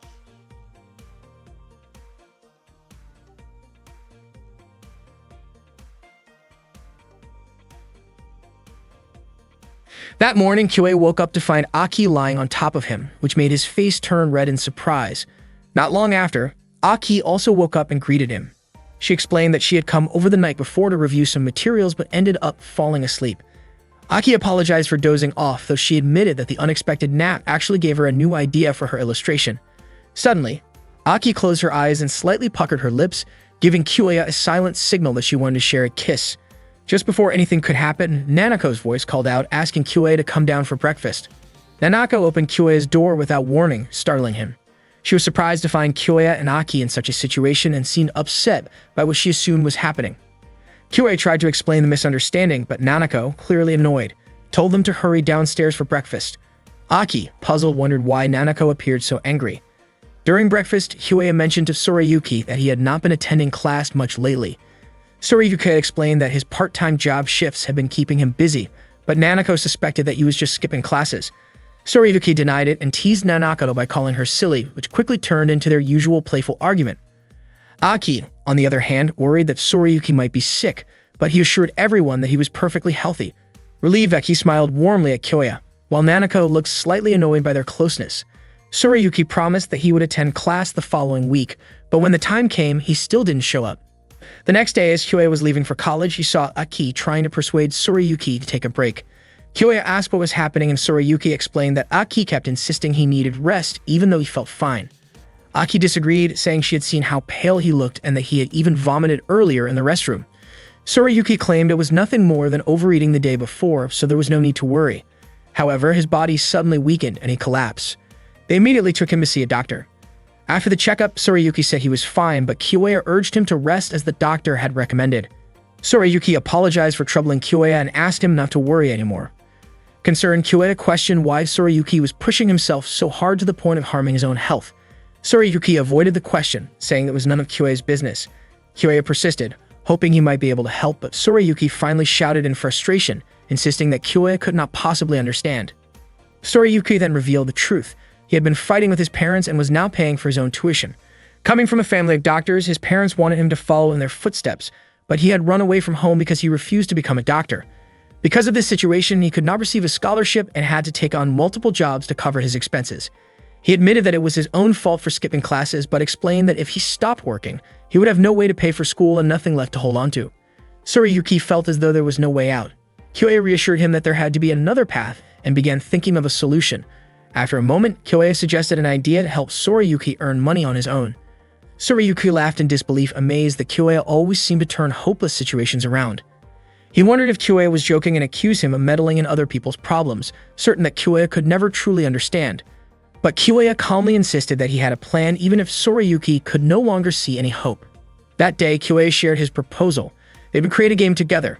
The game would be a doujin game, an independently made computer game typically sold at special events. Kyoya explained that doujin games were different from those sold by retailers since they were created by small groups of individuals and distributed directly to fans. They planned to make a visual novel, which uses text and illustrations to tell a story, meaning it would not require too much technical skill. Tsurayuki would write the script, Aki would handle the illustrations, and Nanako would compose the background music. Aki immediately expressed interest in the project, while Nanako admitted she had never composed music before. Kyoya assured her that he would teach her everything she needed to know, including how to use the equipment. He promised to lead the project and guide everyone along the way. Aki felt relieved knowing Kyoya was in charge. Tsurayuki apologized for driving them into his personal problem, but Aki told him not to worry, and Nanako playfully teased him, saying she had never seen this side of him before. Later that afternoon, Kyoya met Keiko at a cafe. Keiko asked if he had decided to accept her request for help. Kyoya said there was something he wanted to discuss, prompting Keiko to notice how serious he looked. She suspected he must have gotten himself involved in something troublesome. Kyoya admitted that he needed a large amount of money and explained the situation. Since the tuition payment deadline was in May, they needed to secure the funds before then. According to Keiko, making money from doujin games was tough. Even if someone had talent, selling that kind of work required a well-known name attached to it. It turned out that Kyoya wanted to release his team's new game under the name Hallucigenia Soft. Kyoya admitted it might sound a bit bold, but that was the only idea he could think of. Keiko agreed to let Kyoya borrow her group's name, which made him really happy, but she also gave him a condition. Keiko wanted Kyoya to create something that would actually sell. It was a simple request, but not an easy one. At that time, about 10 years earlier, the trend of urban fantasy was already starting to fade. Kyoya began thinking about what kind of game he should create, and before long, an idea came to him. When he got home, he gathered his friends to talk about the game. The concept he wanted to pursue was a school-life story game, a genre focused on everyday life and relationships in a school setting. Tsurayuki didn't fully understand and asked if there would be any monsters in the story. Kyoya explained that there would not be, because he believed a game like that wouldn't sell if it relied on fantasy creatures. The school story game Kyoya imagined would center around romance, which surprised Nanako. Kyoya even mentioned that the game might include slightly mature themes, causing Tsurayuki to blush in embarrassment. Tsurayuki quickly pulled Kyoya aside to talk in private, admitting that he had no personal experience with anything like that. Kyoya reassured him that many professional writers created such stories without first-hand experience, so there was no need to worry. After that, they returned to the living room to continue their discussion. Aki said she had never played a game like that, so she wasn't sure what it would be like. Nanako admitted the same. To help them understand, Kyoya lent his laptop so Nanako and Aki could try a similar game. The two went to a room to test it, but before long they both screamed and came running back out. Nanako playfully hit Kyoya with a pillow, feeling flustered because she had expected a cute school story, but instead found content that embarrassed her. Aki, on the other hand, said she didn't fully get it but thought it was fun. Nanako called Kyoya ridiculous and a bit of a pervert before storming off to her room. Kyoya knew this wouldn't be easy, but he refused to give up because he was determined to help Tsurayuki. The next day during lunch break, Eideko invited Kyoya to eat together, but he declined because he needed to meet someone. Kyoya went to see Takashi and asked him about an artist named Yamashina. Kyoya had noticed Yamashina's work at a recent art exhibition and was convinced that Yamashina's background illustrations would be perfect. In truth, Kyoya remembered Yamashina's name from 10 years in the future. Takashi accompanied Kyoya to meet the artist. Kyoya explained his request, asking Yamashina to draw the backgrounds for the doujin game he was planning. Yamashina was excited, since his work had never received much attention due to his difficulty drawing characters. After that, Kyoya and Keiko went out to buy supplies. Kyoya was surprised by how many materials they needed. Keiko explained that to create a proper game, they had to make sure the equipment and specifications were solid. While shopping, Keiko's eyes caught sight of a girl standing in front of a game store. The girl stood out, and Keiko jokingly referred to her as a princess secretly buying doujinshi. Later, Kyoya met with Misaki to talk about Tsurayuki's situation. He explained that he and the others were working to support Tsurayuki. Misaki asked if what they were doing was anything suspicious, but Kyoya told her not to worry about it. He wasn't sure how Misaki would react if she knew they were making a doujin game. To his surprise, Misaki revealed that she already suspected Kyoya planned to borrow the name of a well-known group to help sell the game. Shocked, Kyoya asked how she knew. It turned out that Keiko had already told her, advising Kyoya to be honest about it. Kyoya then learned that Misaki and Keiko used to make games together, although Misaki had since retired. Keiko explained that Misaki had been a huge help to her in the past, so if any of her students were struggling, she wanted to return the favor. Misaki, however, teased Keiko by suggesting that she was also interested because it could be profitable. Misaki asked only that the project not interfere with Kyoya and the others' studies. Kyoya was surprised that Misaki actually approved. She explained that all aspects of game production would help their studies and serve as valuable experience. Keiko then asked about the production's progress, and Kyoya happily reported that everything was going smoothly. Not long after that, Tsurayuki stepped out of his room and admitted that he was having a hard time. He had played the game that Kyoya had lent him as a sample, but all the girls in the game suddenly fell in love with him for no reason right after the game started. Tsurayuki honestly had no idea what that was supposed to mean. He was also puzzled by the way the girls in the game spoke, which sounded overly sweet and spoiled. Kyoya explained that the game was simply designed that way. A little later, Nanako came out of her room and said she didn't understand how to arrange music on the computer. She mentioned that the settings were strange because instead of musical scales, some odd bars appeared. Kyoya told her that it might feel confusing at first, but she would eventually get used to it and find it easier. Soon after, Aki commented that creating the art for the game was difficult. She even handed over one of her drawings, which looked quite simple. Kyoya realized that everything was still far from running smoothly. The next day, there was an art class where they had to make ceramic crafts.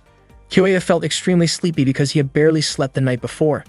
He noticed that Aki was also about to fall asleep while working on her craft, so he quickly nudged her awake.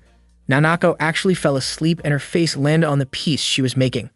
Kyoya hurried to gently clean Nanako's face. Tsurayuki was drowsy as well and ended up shaping his clay into something odd, prompting Kyoya to wake him up too. Eiko, noticing their condition, became curious and felt certain that something must have happened to Kyoya and his friends. During the break, she approached Kyoya and asked what was really going on and why he and the others had been half asleep in class. Kyoya apologized and explained the situation, asking Eiko not to tell anyone else because it wasn't something that needed to be spread around.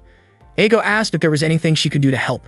Feeling grateful, Kyoya requested her assistance with the script, the art, and the opening sequence. Later that evening before leaving, Eiko mentioned that Kyoya was capable of many things and quite smart, but sometimes he overdid it. She wanted to make sure that he was truly doing okay. That night, Kyoya worked together with Tsurayuki. While reviewing the script, Tsurayuki asked Kyoya to check what he had written. Kyoya noted that the writing felt a bit stiff and overly narrative, so he suggested adding more dialogue. Tsurayuki agreed to revise it. Not long after, Nanako called out that dinner was ready, prompting Kyoya to head out first while Tsurayuki said he would follow shortly. The next morning during breakfast, Aki shared that she had seen some strange people in the university parking lot. She described a large black car stopping, and from it emerged a big man dressed in black and a cute girl wearing a fur coat. Kyoya was surprised to hear this. Aki wondered if they were also art students.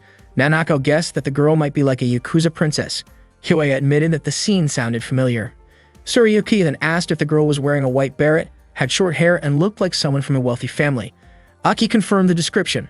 Tsurayuki immediately went into his room and began packing his things. Kyoya and the others were confused by his sudden actions. Tsurayuki said that he needed to disappear for a while and would explain later, but just as he opened the door, the big man and the girl in the white beret were already standing outside. Aki quickly pointed out that the girl was the same one she had seen yesterday.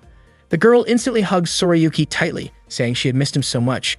Tsurayuki tried to free himself, but Sayori continued to hold on to him warmly. Seeing Kyoya and the others, the girl then introduced herself as Sayori, Tsurayuki's fiancée.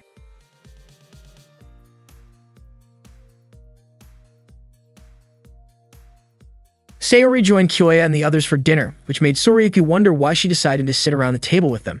Sayori smiled warmly and said it should be fine if she joined their meal. Since Sayori had prepared such a delicious dinner, Kyoya and the rest had no reason to turn her down. Tsurayuki was surprised at how easily his friends were won over by good food. Sayori cheerfully offered Tsurayuki a bite, but he kept refusing. Then she suddenly revealed that she was actually his fiancé. Everyone was shocked to learn that Sayori and Tsurayuki were childhood friends who once promised to get married. Sayori seemed determined to win Tsurayuki's heart and even hinted that she wanted to take him back home. Unexpectedly, Aki also offered to feed Kyoya, just like Sayori had done with Tsurayuki. Kyoya was startled at not wanting to be outdone, and Nanako quickly joined in by offering him some vegetables. The two girls playfully fed Kyoya together, making him flustered but amused. Tsurayuki teased that Kyoya looked like he was having fun, and Kyoya admitted it with a laugh. Everyone ended up laughing together. Later that afternoon on the school field, Tsurayuki opened up to Kyoya about his history with Sayori. He explained that Sayuri was his next-door neighbor and that they had been friends since kindergarten. Back then, she often looked after him when his own family didn't pay much attention to him. When he was little, he even thought of her as an older sister. Their so-called engagement, however, was something decided by his parents without his consent, and he thought it was ridiculous. Although he cared for Sayuri as a person, he didn't have romantic feelings for her. That was the real reason he ran away from home. He didn't want to reject her outright and hurt her feelings. Tsurayuki admitted that he felt bad for everyone because this personal issue came up just as they were about to start developing their game. He said he would tell Sayuri not to visit the Kitayama house anymore, but Kyoya jokingly pointed out that Nanako and Aki seemed to really enjoy Sayuri's fancy hot pot. The next day, Sayuri came to the Kitayama house again, and before long she was joining their meals every day. A few days later, winter break started at the university, allowing the team to focus even more seriously on their game development. One night, Tsurayuki asked Kyoya to review his script. He was frustrated because after rewriting it so many times, he felt like he had lost his direction and decided to start over completely. This was his approach after fully understanding the flow of a Bisubyo game. After reading the script, Kyoya praised it as incredible, noting that the timing of the dialogue and balance of the monologues were perfect. He said the scenario was a success and expressed strong confidence that their game would definitely turn out well. Tsurayuki was relieved and finally able to sleep soundly. Meanwhile, the scenario was complete and the background art created by Yamashina had been delivered right on schedule. That evening, Nanako came out of her room and nervously told Kyoya that she felt it might be impossible for her to compose the music. Kyoya looked over the melodies she had already written. Nanako explained that she simply wrote down whatever came to her mind and feared it wouldn't turn into a good song. After listening to it, however, Kyoya reassured her that the melody was already very good and that arranging it wouldn't be difficult. All they needed to do was extend and repeat certain parts. Hearing this made Nanako feel much better, and in her relief, she gently hugged Kyoya from behind to recharge her energy. Kyoya felt flustered and awkward, but Nanako simply wanted to regain her motivation. After a short moment, she let go and thanked him, saying she felt ready to get back to work. Afterward, Kyoya went to Aki's room to check out Yamashina's background illustrations. He couldn't help but think about Nanako's sudden hug earlier. Aki praised Yamashina's artwork, and Kyoya agreed that the backgrounds perfectly matched Aki's art style. He even admitted that Aki's talent was extraordinary, recognizing that she would surely become the future Akishima Shino. The project required a different artistic approach than usual, but Aki managed to meet the challenge in such a short amount of time. While they were discussing the illustrations, Aki suddenly brought up a particular scene and asked Kyoya about it. With a slightly embarrassed face, Kyoya explained that it was a romantic scene. Aki then asked for more details about the character's position so she could sketch them accurately. She requested that Kyoya sit in front of her so she could observe how to capture the posture properly for her drawing. When she leaned in to check the proportions, Kyoya quickly stepped back, feeling shy from the close attention. His face turned bright red and he struggled to keep his composure as Aki calmly continued with her work. The next day, Kyoya gave the scenario and image data to Eiko. Eiko admitted that she was worried when she first heard about the plan to create a game in just 4 months, but she was happy to see everything moving smoothly. Kyoya mentioned that even though they were on a school break, there was still plenty of work to do, and of course, everyone was exhausted. Eiko asked about the techniques Kyoya used for Tsurayuki's scenario and Aki's illustrations, which were well done but different from their usual styles. Kyoya explained that he simply asked them to make their work more commercial so the game could sell better. It turned out that this was the reason Aki felt a bit intimidated by Kyoya. She was able to change her drawing style, but asking Tsurayuki to adjust his writing style to something more commercial was impressive. Eiko believed that Tsurayuki must have trusted Kyoya a lot, which she found remarkable. Eiko admitted that there was something about Kyoya that made people trust him, almost as if his words were never wrong. She reminded him to make sure their game turned out well. That night, Kyoya went out for a walk with Aki. The weather was very cold. Kyoya suggested finding something warm to drink since Aki looked chilly, but she said she was fine. Instead, Aki invited Kyoya to visit an art supply store. She apologized for making him tag along for her shopping, but Kyoya said he was happy to go with her. Aki then asked if Kyoya was really okay spending time with her, especially since it was Christmas Eve. Kyoya seemed confused by her question, and Aki quickly apologized for bringing up something awkward. A few days later, the new year arrived, marking the start of 2007. Kyoya and his friends went to a shrine to pray. At the station, Aki asked what Kyoya had wished for. Kyoya said of course he prayed for their game to be finished quickly and sell well. Tsurayuki hoped for the same. Nanako teased Tsurayuki by saying he was starting to care about others. Tsurayuki called Nanako a vocal talent and asked if the opening song was already finished. Nanako got annoyed by the comment, but Tsurayuki said he was really looking forward to the song, especially since Nanako had canceled her plan to attend a special Christmas Eve sale with Kyoya. Embarrassed, Nanako gave Sorayuki a light punch on the stomach to stop him from talking about it. She became flustered when Kyoya asked her about it. Sorayuki then invited everyone to eat together before heading home. They all agreed and immediately looked for a place to eat.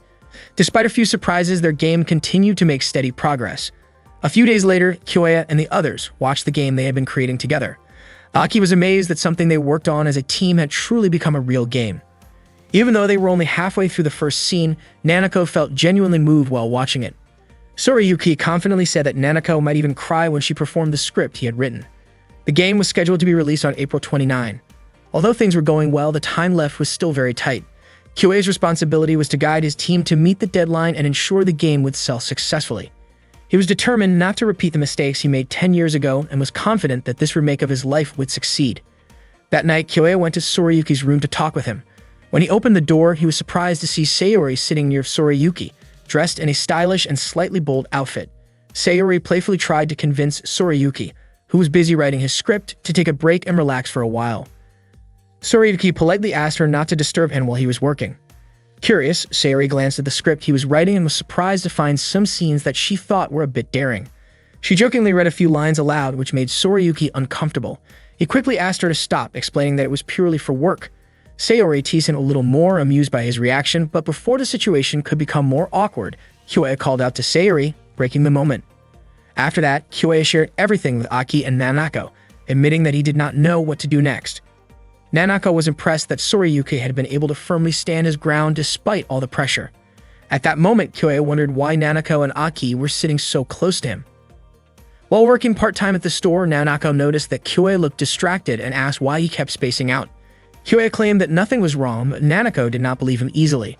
Instead, she brought up how Kyoya had spent so much time at Aki's room the day before and wanted to know what they had been doing there.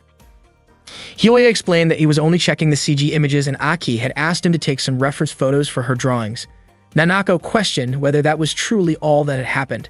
Feeling uneasy, Kyoya excused himself to check the drink inventory. He worried that situations like this might affect their game production. Suddenly, Nanako came over to help and while placing the drinks, leaned in close to him in a way that felt deliberate.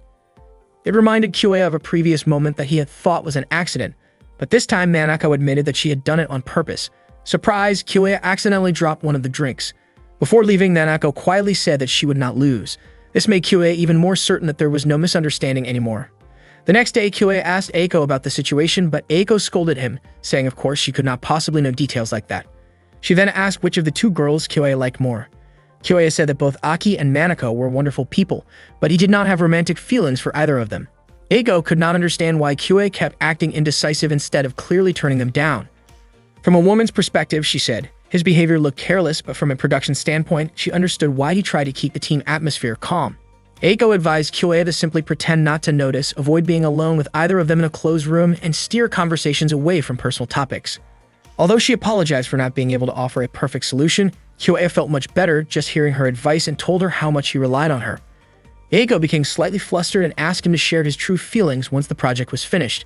Kyoya thanked her and left while Eiko could not believe how clueless he could be.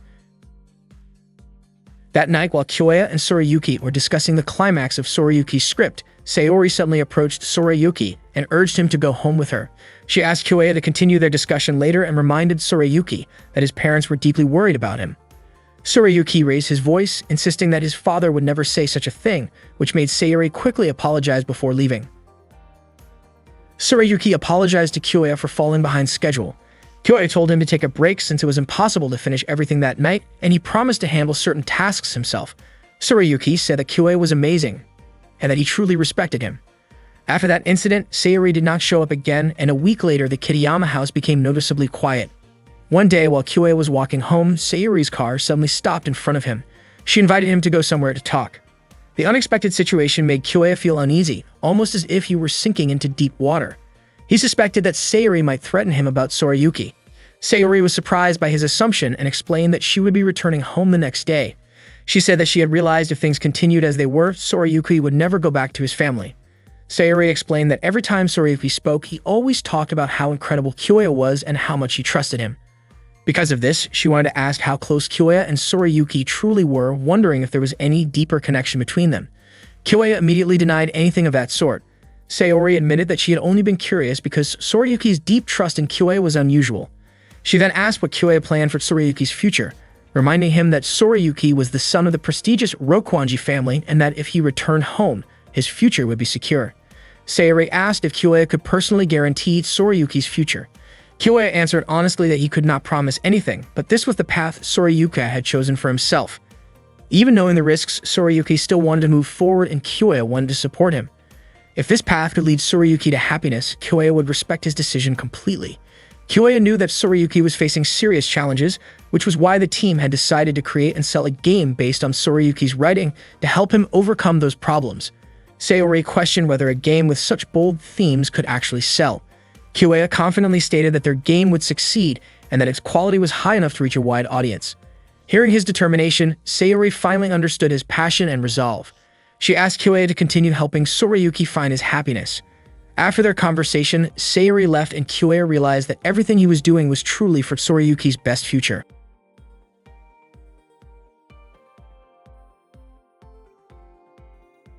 One month before the game's launch, the project created by Kyoya and his friends was almost complete. Kyoya hoped that everyone would stay focused and push through until the very end, encouraging them to give their best together. At that stage, the game's scenario still lacked about 1/3 of the content, the illustrations were missing about 1/4, and 3 songs were still unfinished. In Kyoya's opinion, if they didn't make compromises in certain areas, the game would never be completed on time. However, he also realized that he had been pushing his friends to follow many of his own personal decisions. This made him recall the failures he had once experienced in his future life. Kyoya reassured himself that this game needed to be finished, especially for Tsurayuki's sake. That night, Kyoya asked Nanako to create background music that matched the sample melody he provided. Nanako eagerly agreed to work on it, even though it meant the music wouldn't be completely original. Afterward, Kyoya went to Aki and requested a layout adjustment, asking her to prioritize the climax of the game and focus on highlighting the characters' facial expressions in the final scene. He asked Aki to follow his instructions carefully, and she happily accepted the task. Next, Kyoya approached Tsurayuki to request changes to the script. Tsurayuki pointed out that the revisions Kyoya wanted were different from the plot he had written. Kyoya explained that the changes were necessary to ensure the game could be finished on time. Tsurayuki responded that if Kyoya was making all the key plot decisions and even handling the final illustrations, it felt like there was no meaningful place for a writer like him.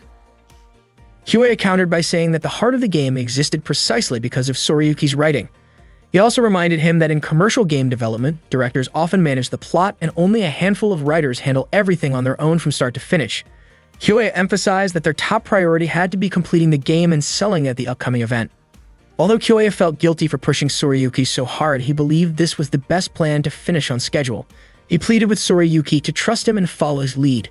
Tsurayuki agreed, admitting that Kyoya was always right and that he knew Kyoya was doing everything for his sake. Kyoya told him that for the sake of their future, they needed to make compromises from that point onward. The next day, Kyoya rode the train with Keiko and Nanako to a recording studio.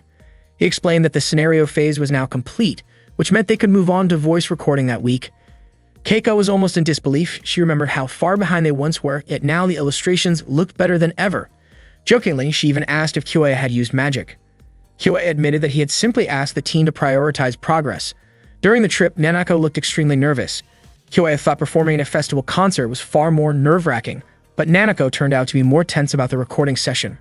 Once the recording began, everything went smoothly and Nanako ended up enjoying the process a lot. Both Keiko and Kyoya were happy to see her having fun. On their way back, Keiko mentioned that the audio director had been surprised and asked where she had found someone like Nanako. Nanako blushed at the compliment, while Kyoya felt grateful for trusting his own approach and realizing his decision had not been wrong. The following day, Kyoya and Eiko visited Takashi to borrow a computer again. Takashi taught Eiko about the differences between various editing software programs. Eiko quickly understood the explanations and began editing game materials. Takashi whispered to Kyoya that Eiko was an outstanding student who could grasp concepts incredibly fast. He was confident that if she kept at it, Eiko could become an exceptional editor someday. Suddenly, Aki called Kyoya and asked him to come home immediately. When he arrived at the Kitayama house, Elki excitedly shared a new idea she wanted him to see. She proposed adding a short but powerful line of dialogue for the male character, suggesting that his hands should be shown while speaking. Kyoya pointed out that clenching his fist was something the protagonist often did when he was serious about something. Kyoya admitted that it was a great idea, but their illustration schedule was already in chaos, so adding more work would be unrealistic. As a creator, Kyoya wanted to approve the idea, but he decided it was better not to change the plan. Aki asked why he refused when she believed it would improve the scene and wondered if he doubted her ability to finish on time. Kyoei explained that he wanted to focus on the expressions she had drawn for that scene. The CG already contained 4 lines of dialogue carefully arranged to emphasize how expressive the protagonist was. Although the change was appealing, he believed it was better to stick with their current plan. Aki eventually agreed to follow his instructions. Kyoei apologized for turning down such an interesting idea, and Aki apologized for interrupting his busy schedule. Kyoei intentionally made that decision because he believed it was the best choice for Tsurayuki. As the submission deadline approached, Kyoei and the others worked tirelessly. Kyoei kept encouraging his team to finish their game. Tsurayuki complained because he kept making typos in his script. Kyoei asked him to stay focused, reminding everyone that it was already 2 in the morning, and they had to deliver the master copy to the printer by 10. Eiko arrived shortly after, and Kyoei immediately asked her to test the game and decide on the route for the girl character. Not long after, Nanako suddenly shouted because the girl in the game suddenly lost her facial expressions and appeared blank. Kyoei identified it as a bug and told Nanako to save the data right there so he could inform Keiko later. Aki then mentioned that while she was playing, the screen suddenly went black. Kyoei explained that the game had crashed and said he would let Keiko know about it as well. Just then, Keiko appeared, noticing that many issues seemed to be popping up. She cheerfully offered to help. Kyoei explained that there was a problem with the facial expressions. Keiko said it was a tricky issue, and that they would need to review every route carefully. She asked everyone to stay focused on checking the routes. Kyoei quickly instructed Aki to restart the computer and test the routes while also checking the artwork. He also asked Eiko to skip through the dialogue to inspect the art more quickly, but Eiko reported that the game crashed again when she reached a branching choice. Keiko suggested reviewing a little further back in the code to find the source of the problem. The team continued to report various issues. Tsurayuki kept finding typos, Nanako noticed that half of a background scene disappeared, and Aki encountered damage across multiple displays. Eiko asked Kyoei what she should do next. Kyoei calmly urged everyone to stay composed and keep working. After an intense night, Kyoei and his team finally completed the master copy. He handed it over to Keiko, deeply grateful for everyone's effort, though by then most of the team had already fallen asleep from exhaustion. Their game was finally finished, and the next step was to sell it. On April 29, Kyoei and Keiko attended an event to sell their game, Harusora. Kyoei wasn't sure if it would sell well, since their team hadn't stood out much during the early announcements. Keiko reassured him, saying that as long as a game looked appealing on the outside, it could still sell even if the inside wasn't perfect, and that was the situation they were in. When they arrived at their booth, the event was set to open in just 5 minutes. Kyoei tried to calm his nerves while Keiko reminded him that no matter what happened, he and his team had created something real, and now it was time to see how people would respond. As soon as the event opened, Kyoei was stunned to see thousands of people already gathered and eager to buy their game. He broke into a wide smile, unable to believe that all their hard work was paying off. That night, Kyoei and the team celebrated the completion and successful distribution of Harusora. They raised their glasses together, amazed that they had finally finished. Kyoei thanked everyone, knowing the project became a reality because of their dedication. Tsurayuki admitted they could never have completed it without Kyoei's leadership. Aki agreed, saying they wouldn't have been able to accomplish anything without him. Nanako also said it was all thanks to Kyoei. Feeling deeply moved, Kyoei was overwhelmed with gratitude. Aki gently told Kyoei to get some rest, knowing how exhausted he must have been. Filled with indescribable happiness, Kyoei thought about how he had always wanted to create something together with the Kiriyama team. He was glad that he had been given the chance to go back 10 years into the past and become a creator again. Later that night, Kyoei walked with Aki, both of them believing that Tsurayuki and Nanako were probably having fun now that the pressure was gone. Kyoei reflected on how he and his friends had compromised, worked through their tasks, and achieved their goal together. He felt confident that from this point on, they could accomplish many more great things, both in class and in future productions. Aki then asked if Kyoei thought all of this was good enough. Kyoei said that everyone had worked hard to help Tsurayuki, and that was already something good. Aki apologized for asking him a strange question earlier. She asked Kyoei to let her know whenever he felt tired. While gently holding his hand, Aki told him that she would always trust him completely. The next day, Kyoei distributed the profits to the team members. Nanako was surprised to receive such a large amount of money. Aki felt overjoyed, saying that the money would be very useful for her daily life.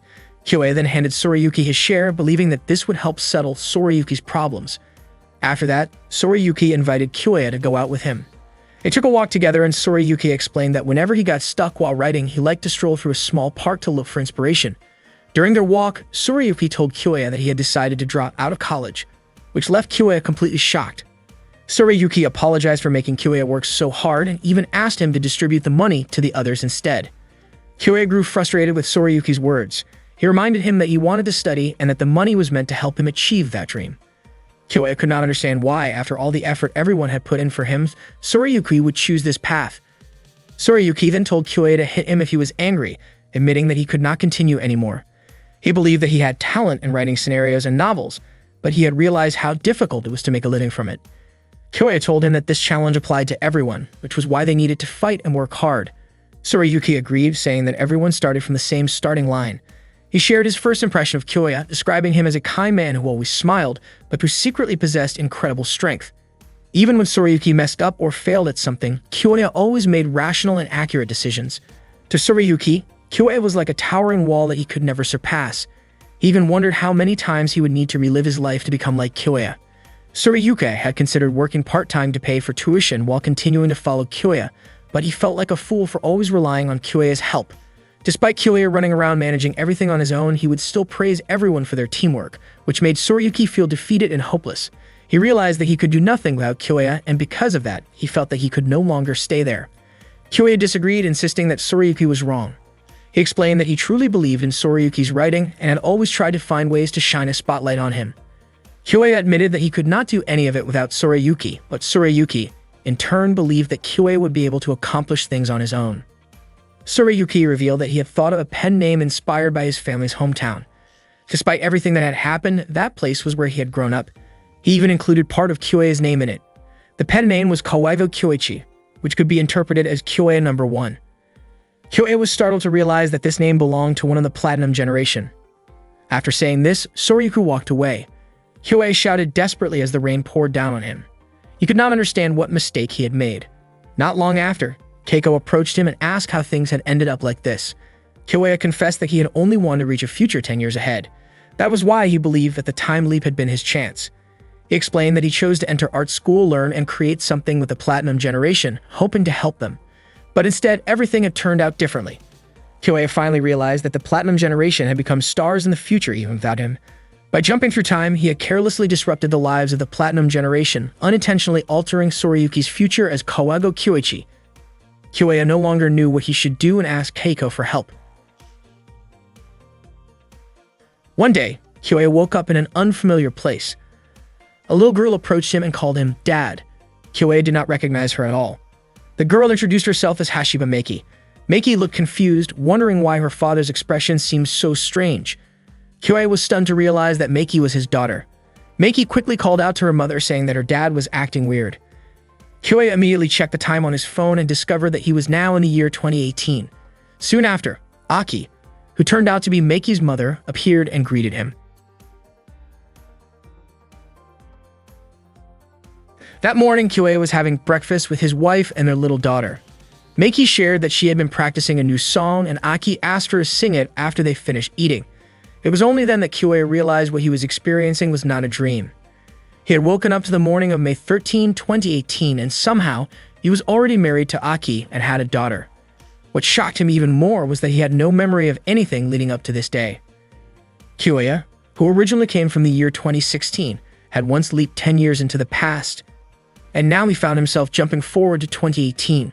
While he sat lost in thought, Aki called his name and asked why he was only nibbling on his bread. Meiki quickly reminded them not to be picky with food, just as Kyoya himself had once taught her. The whole situation felt unreal to him. Suddenly becoming a husband and a father overnight was beyond anything he could have imagined. After breakfast, Kyoya immediately tried to figure out what was happening. He discovered that he and Aki were living in Noborito. After graduating from art school, he had somehow landed a job at a game company called Attraction Point. Hoping for answers, he checked his phone and looked for someone he could talk to. He noticed that about a month earlier, he had exchanged messages with Eiko, but he couldn't remember the nature of their relationship. Kyoya decided to call her. Eiko told him that things had been rough over the past month and asked him to come in 30 minutes earlier the next morning. She also mentioned that she would send someone to pick him up. From that conversation, Kyoya learned that he and Eiko were actually working at the same company. The next morning, his phone alarm woke him up, even though part of him expected to wake up back in 2007. He was still stunned by the reality of suddenly being Aki's husband. Sharing a bed with her made him feel tense, not because of anything inappropriate, but because he couldn't shake the overwhelming strangeness of the situation. Aki prepared breakfast as usual, and Kyoya couldn't help but watch her quietly. Before long, Miki woke up and greeted her parents warmly. Before he left for work, Aki handed him a neatly packed lunch and Kyoya said goodbye, slightly taken aback by how naturally close Aki and Miki were. On his way to the office, Kyoya worried that his lack of memories might cause him to make mistakes. He boarded a crowded train headed toward the city. Attraction Point was already a well-known company even back in 2016. Using the map app on his phone, he navigated his way to the office. Upon arrival, he was surprised to see several employees sleeping on benches after working overtime on a Sunday. He searched for his desk and found it easily thanks to a family photo displayed on it. Soon, a young woman greeted him and informed him that the producer was calling for him. As she moved toward him, she tripped and nearly fell. Kyoya glanced at her ID badge and saw that her name was Miki. He remembered that Miki was the person Eiko had mentioned on the phone. Miki then guided Kyoya to Eiko's office. When they arrived, Eiko apologized for asking him to come so early. She seemed curious about why Kyoya was looking at her so intently. Kyoya calmly asked what she needed from him. Afterward, Kyoya left with Miki to visit an illustrator. Miki apologized for dragging him along, but Kyoya assured her it was no trouble and told her not to worry about it. Miki admitted that what Eiko had said about him turned out to be true. Curious, Kyoya asked what Eiko had said. Miki repeated Eiko's words, explaining that Kyoya could be trusted to handle anything, and that things would always turn out fine with him around, because ever since his college days, he had a secret trick for turning difficult situations around. Kyoya felt flattered, but thought the description was a bit exaggerated. When they arrived at the illustrator's apartment, Kyoya was quickly invited inside, which surprised Miki. Normally, when she tried to visit, the illustrator always made excuses to avoid meeting. Miki asked if Kyoya had used his so-called secret trick. Kyoya explained that he had first confirmed that the illustrator was at home by checking their social media and then sent a message 30 minutes before arriving, saying that he happened to be nearby and asking if it was okay to drop by. Miki realized that such a request would be hard to turn down. She asked why he chose to send the message only 30 minutes ahead of time. Kyoya reasoned that people often need a little time to freshen up, tidy their place, or even just prepare mentally, so giving them that small window increased the chances of a positive response. Though he admitted it might sound a bit cunning, Kyoya felt relieved that it was simply a thoughtful approach. With that, they stepped into the elevator and headed up to the illustrator's apartment. The moment the door opened, the illustrator named Ayaka was genuinely surprised to see Miki arriving together with Kyoya. Ayaka explained that she never really meant any harm, but there were times when she found it hard to finish things. She kept giving different reasons to convince Miki. Minori Ayaka, whose real name was Seikowa Minori, was a highly popular illustrator with more than 200,000 followers. Ayaka handled the main character designs for a project that would determine the future of Attraction Point. The game's profile was high because it was being created by such a well-known illustrator of that era, but unfortunately, Ayaka worked very slowly. Kyoya explained to Ayaka that the character designs were scheduled to be finished by February, so this was the first time she needed a significant extension. Kyoya was certain there had to be a reason behind her silence. Ayaka smiled and admitted that she could never fool Kyoya. She confessed that she no longer felt like drawing anything, believing she might have already done everything she wanted as an artist, and maybe that was enough for her. Miki reminded her that she still had many fans. Ayaka said she truly appreciated her fans, but that was different from having the desire to draw. She no longer knew why she was drawing in the first place. Worried, Miki asked what Kyoya thought about it. Kyoya looked at one of Ayaka's new illustrations and commented that it was beautiful and slightly different from her usual style, but it also felt like something she had been drawing for a long time. He said the style fit the project's theme perfectly, and that it impressed him deeply. Hearing that, Ayaka felt delighted and couldn't believe Kyoya genuinely liked her work. Overjoyed, she admitted that she had drawn in the style she used back when she first started drawing, trying to return to her starting point. Ayaka also mentioned that there was an artist she once idolized and this style was inspired by that artist. Remembering those early days gave her a small spark of motivation again. She then asked Miki to repeat the schedule they had discussed earlier. Seeing Ayaka regain some enthusiasm made Kyoya feel relieved. Kyoya realized that this outcome was slightly different from the future he had imagined, but in this world there were still things he could do. He felt happy to work with such a talented creator like Ayaka because it meant that one of his dreams had come true. That night, Kyoya had dinner with his family. Looking at his wife and young daughter, he realized this might be what people meant by happiness. At that point in life, he had a beautiful wife, an adorable daughter, and a steady career. Seeing the peaceful smile on his face, Aki asked if something good had happened at work. Kyoya shared that he had met Ayaka earlier that day. To his surprise, Aki didn't recognize the name of the now famous illustrator. Kyoya mentioned that registration for the upcoming summer comic market would soon begin and casually asked if Aki planned to sign up. Aki looked surprised and reminded him that she had stopped drawing a long time ago. Hearing this shocked Kyoya and he asked her why. Aki admitted that she simply had nothing she wanted to draw anymore. Her words immediately reminded Kyoya of Ayaka's earlier statement, which was almost exactly the same. He couldn't believe how things had turned out like this. At that moment, their daughter Meiki commented that her father was acting strangely. Aki gently explained to Meiki that her father was just a little surprised. Kyoya still couldn't understand why Aki had given up on drawing, as it felt impossible to him. The next day, Kyoya's supervisor expressed his concerns. He told Kyoya that Ayaka should have been convinced to draw as usual. Meiki explained that Kyoya had already encouraged Ayaka to start drawing again, but the supervisor insisted that they needed more than just a schedule. Without a single new character design, production couldn't even begin. He reminded Kyoya that he was usually the one who would handle everything and asked him to resolve the issue with Ayaka. Eiko apologized to Kyoya, saying that this should have been her responsibility, but instead, he was the one being blamed. Kyoya reassured her that it was fine and not a big problem. That afternoon, Kyoya invited Eiko to have lunch with him at a park. Eiko said that if she were still the same as before, she would have scolded the supervisor, but now she felt like her fangs had completely dulled. Kyoya disagreed, saying that it wasn't true. Being a producer meant Eiko couldn't act impulsively anymore. He told her she was still the same person as before, pointing out that her lunch was always well-balanced and varied even though she was incredibly busy.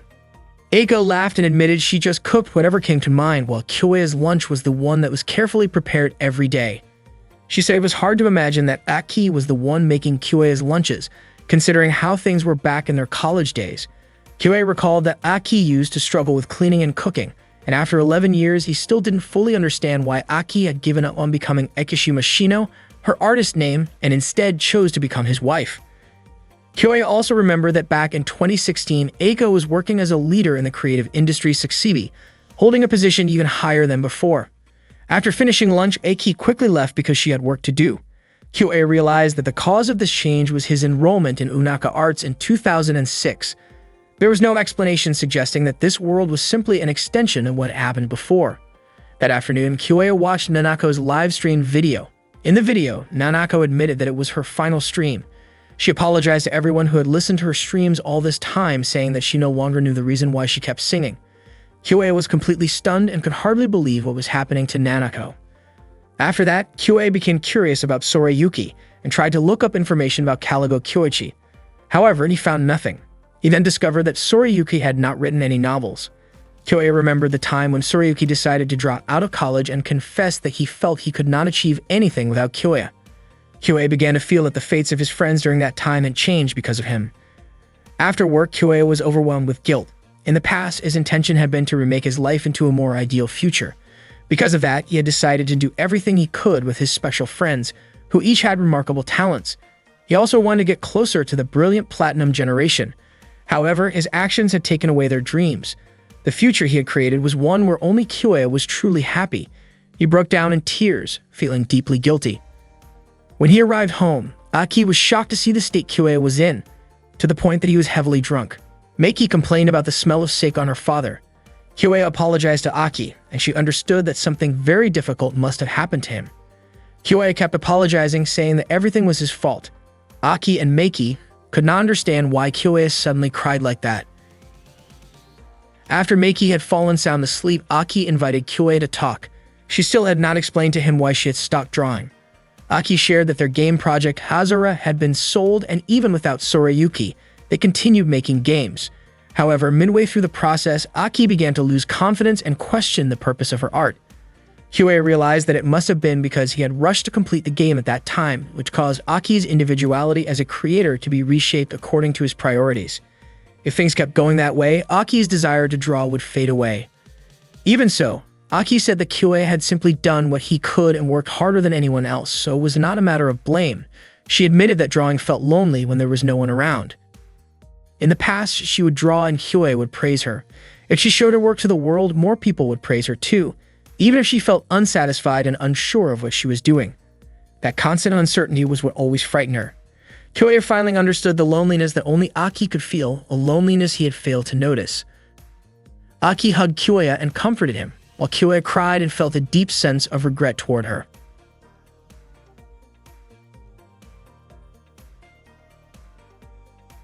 Kyoya had breakfast with his family in the morning. He praised the soup his wife made, saying how delicious it was. Aki explained that it wasn't instant soup, since she had made the seasoning mix herself. Meiki chimed in, praising her mom's cooking skills. Kyoya realized that because of his mistake, Aki had stopped drawing and put down her pen. The future where Aki became Ekishi Mashino was gone. To honor her sacrifice, he knew he had to live well in this different world. At the very least, he decided to do whatever he could carefully, so he wouldn't repeat the same kind of mistake again. At the office, one of his co-workers asked him about an illustration draft. Kyoya gave a few suggestions that didn't put extra pressure on the illustrator. People at work relied on him because he always managed to offer useful solutions and advice. A month after being sent to 2018, Kyoya was starting to get used to his job. From what he learned, Entertainment Group 3 was developing a social game. The company was divided into groups A through D, each working on projects in parallel. Meiko, who was both Aki's team lead and the head of Group 3, had a very exhausting role. Kyoya led Team B, which was known for its consistency and steady income, almost like specialists in handling projects smoothly. At first, Kyoya struggled with tasks he didn't remember ever doing. Once he got used to them, it wasn't so difficult. Still, he often wondered whether what he was doing was truly enough. On his day off, Kyoya tried to rest, but Meiki kept asking him to play. He asked her to let him relax, and she kept insisting. Aki gently told Meiki not to push her father and suggested she let him enjoy his Sunday. Frustrated, Meiki threw her doll. Aki scolded her and told her to apologize to the teddy bear. Meiki did as she was told. Aki explained that everything created had a spirit within it, and that spirit cared deeply for what was made. Hearing that, Meiki understood that the spirit of the bear would feel sad if she treated it roughly. Aki asked Meiki to be kind to her stuffed bear, and Meiki hugged her mother tightly. Seeing this, Kyoya smiled. For a moment, he felt the warmth of family life, even though the brilliance he once admired in the Platinum generation was no longer there. The next day, the manager at his workplace encouraged the employees to reach the quarterly sales target. Connected to that, the Mystic Clockwork project, which held the future of the company, would require a lot of effort to finish. Some coworkers expressed pity for Team A, who had to pull yet another all-nighter. On top of that, besides Ayaka, there was another illustrator they couldn't get in touch with. They even had to delete a planned character and make changes to the scenario. Not long after, Meiki called out to Kyoya and asked for his help. The two of them went outside, and Meiki explained that she had just received an email saying Ayaka might not finish her work, even if she kept working until the deadline. Kyoya was surprised, since he thought their last conversation had gone well. Meiki clarified that it wasn't laziness on Ayaka's part, she was simply at a point where she couldn't express herself anymore. Kyoya realized that the hardest part for an artist who couldn't draw was the frustration they felt toward themselves. Meiki was deeply worried about Ayaka, who was clearly overwhelmed. When they arrived at Ayaka's apartment, she didn't answer the door right away, even though Kyoya had arranged to visit. He tried calling, and surprisingly, she opened the door almost instantly, even though they hadn't said who they were. It struck Kyoya as unusual, but Meiki believed Ayaka was in a good mood and was excited to see her. They took the elevator up and soon stood outside her place. When Ayaka opened the door, she looked shocked to find Kyoya and Meiki there. She was dressed differently than usual, admitting that she only dressed up like that occasionally at home, and that she had thought a delivery courier was coming. Kyoya told her she looked great in that style, which made her blush a little as she thanked him. Ayaka admitted she was embarrassed to be seen that way, but explained she had just wanted a change of pace since her mind had been unsettled. She already knew they had come to talk about character designs, and she apologized for failing to deliver despite trying over and over. Ayaka explained she had tried many ways to motivate herself, but nothing worked. Even dressing differently hadn't helped her find anything she truly wanted to draw. Kyoya asked her about the illustration she had done before that resembled her idol, wondering if things might change as she looked at her work again. But Ayaka apologized once more, saying she still couldn't do it, though she would keep trying to find a way. After leaving, Meiki shared with Kyoya that Ayaka had once told her she feared that if she kept forcing herself, one day she would feel completely stuck and unable to draw anything at all. And that was exactly what she was experiencing now. However, if she managed to find the right trigger, she would be able to draw again. Meiki thanked Kyoya sincerely because his presence had allowed her to meet with Ayaka that day. Kyoya couldn't stop thinking about the expression on Ayaka's face when she had talked about how much she adored her idol. He was convinced there had to be something that could inspire her to start drawing again. The next day, the supervisor warned Eiko that Ayaka's character design was the key feature of the project, and delaying the release was impossible since it had already been announced to the public. Kyoya's coworkers felt sorry for Team A, who had been working overtime with barely any rest, and Kyoya noticed that their project was still targeted to launch that month. The supervisor kept pressuring Eiko to finish the project. That afternoon, Kyoya invited Eiko to have lunch together at the park. It had been a while since they shared a homemade meal because both of them had been so busy. Eiko was sure Kyoe wanted to talk about Aki's team project. Kyoe mentioned that, judging from the progress reports, things looked pretty bad. Eiko admitted that it felt hopeless and even joked about wanting to fly away to Okinawa. Eiko explained that Mystic Clockwork was originally titled Succeed Soft, and since it came from Succeed Soft, everyone had assumed the materials would be in good condition. At first, everyone believed the same, but the financial demands from Succeed Soft turned out to be far higher than expected, and there was no clear limit to how much could be taken out. When Eiko accepted the project, the contract required the game to include an internal engine, which became a huge burden. There wasn't enough time to outsource anything, and if an error occurred in the engine, the entire script would be affected. Even the artwork was delayed, forcing them to use temporary placeholders, which meant the presentation couldn't be completed properly. It felt as if every possible mistake was happening at once. Eiko realized there were only two options: either delay the release or make major changes. If neither happened, serious problems were inevitable. Everything was already out of her control. She apologized to Kyoe for making him worry, but said there was nothing more she could do. Hearing her desperation, Kyoe reminded her that she had always done her best until the very end. Eiko smiled and thanked him, saying he was the only one who ever told her things like that. Later, Kyoe went to speak with the supervisor about Team A's project. He warned that if they moved forward, unexpected bugs would appear and cause critical issues. The supervisor brushed it off, saying they could just fix the bugs when they showed up. That was the purpose of maintenance. He admitted that creating something high quality took time, but in business, timing was everything and delaying the release was impossible. The supervisor insisted the release period was crucial for the company's reputation, especially since they were about to go public with a major title that used their internal engine. Kyoe argued that the engine was unreliable and might not hold up. The supervisor was certain that Mystic Clockwork would launch as scheduled, making it clear the decision was final. Before Kyoe left, the supervisor reminded him that the project belonged to Eiko, and that Kyoe should focus on his own work instead of interfering too much. Returning to his desk, Kyoe thought back to the 10-year time leap that had brought him into this world. Because of his actions, the timeline had changed. His friends, who were supposed to shine as the Platinum Generation, had lost their dreams because of him. Even though he had good intentions, his involvement had taken something important away from them. If that was true, there was nothing more he could do. A month later, Mystic Clockwork launched on schedule, but unfortunately, complaints poured in. Bugs kept appearing, crashing the servers repeatedly. The staff worked around the clock without sleep, yet the problems persisted. On top of that, Ayaka's character release was delayed, and the gacha draws were disappointing. That night, Miki was drawing a princess and asked Aki to draw a horse for her. Aki refused, saying she wasn't very good at drawing anymore. Miki kept begging, but Aki was busy cooking and still declined. Kyoe came over and offered to draw it instead. Miki was thrilled, and Aki apologized to Kyoe. In the past, Aki could draw anything beautifully, her art full of life and emotion, but now she no longer drew at all, not even when her own daughter asked her to. Miki frowned, disappointed by the drawing her father made, saying it looked clumsy. Aki gently reminded her not to be rude since her father had taken the time to draw for her. Not long after, Kyoe received a phone call from Miki, asking to meet. He apologized to Aki for having to step out and quickly went to see Miki. When they met, Kyoe asked about the situation. Miki apologized for interrupting Eiko's day off and explained that the gacha probabilities were different for every account. It all started when Tsunemori Yuta, the voice actor for the main character, managed to pull several SSRs in a row. Players began complaining that the SR rates for others were unfairly low. Combined with the constant bugs, this turned into widespread frustration. To make things worse, the company's response was mishandled, leading to even more backlash. At that point, the app was stuck in indefinite maintenance. Kyoe walked into the office and overheard the supervisor scolding Eiko. The internal machine, which had been a concern since the very first day, had now turned into a serious problem. The supervisor and Eiko were arguing about it. Eiko was frustrated because the supervisor kept insisting that they should keep patching up the worn-down building with temporary fixes again and again. The supervisor refused to understand what was really happening, and that made Kyoe upset. However, he held himself back from stepping in, not wanting to repeat the same mistake he once made during the incident with Soriyuki. Miki quietly wished that Kyoe would do something.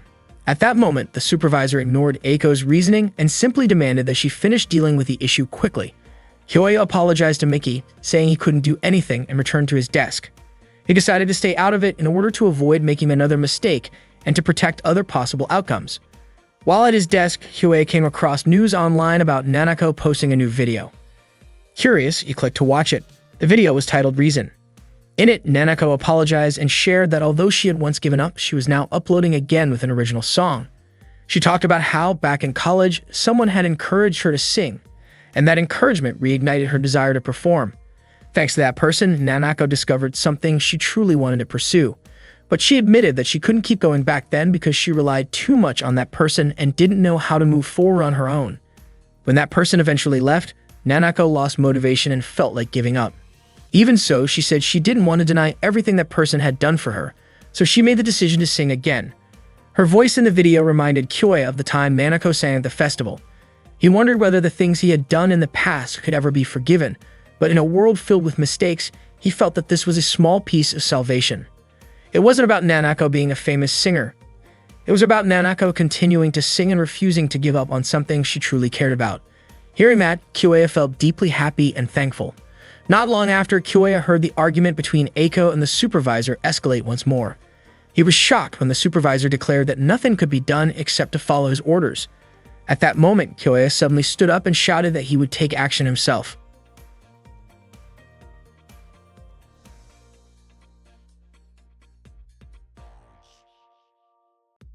During a heated argument between Eiko and their boss, the boss insisted that nothing else could be done. But Kyoya suddenly shouted that he would take action and then walked confidently toward them.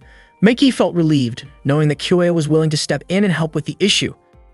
The boss, startled by his sudden outburst, asked why he had raised his voice like that. Kyoya simply said that he felt motivated. The boss was pleased that Kyoya was ready to handle the problem as he usually did. Kyoya then asked if he could make the final call on everything, and the boss agreed, as long as Kyoya respected the key points that needed to be maintained. Out of nowhere, Kyoya announced that the game Mystic Clockwork would be swapped with another title. The boss was stunned by this unexpected decision.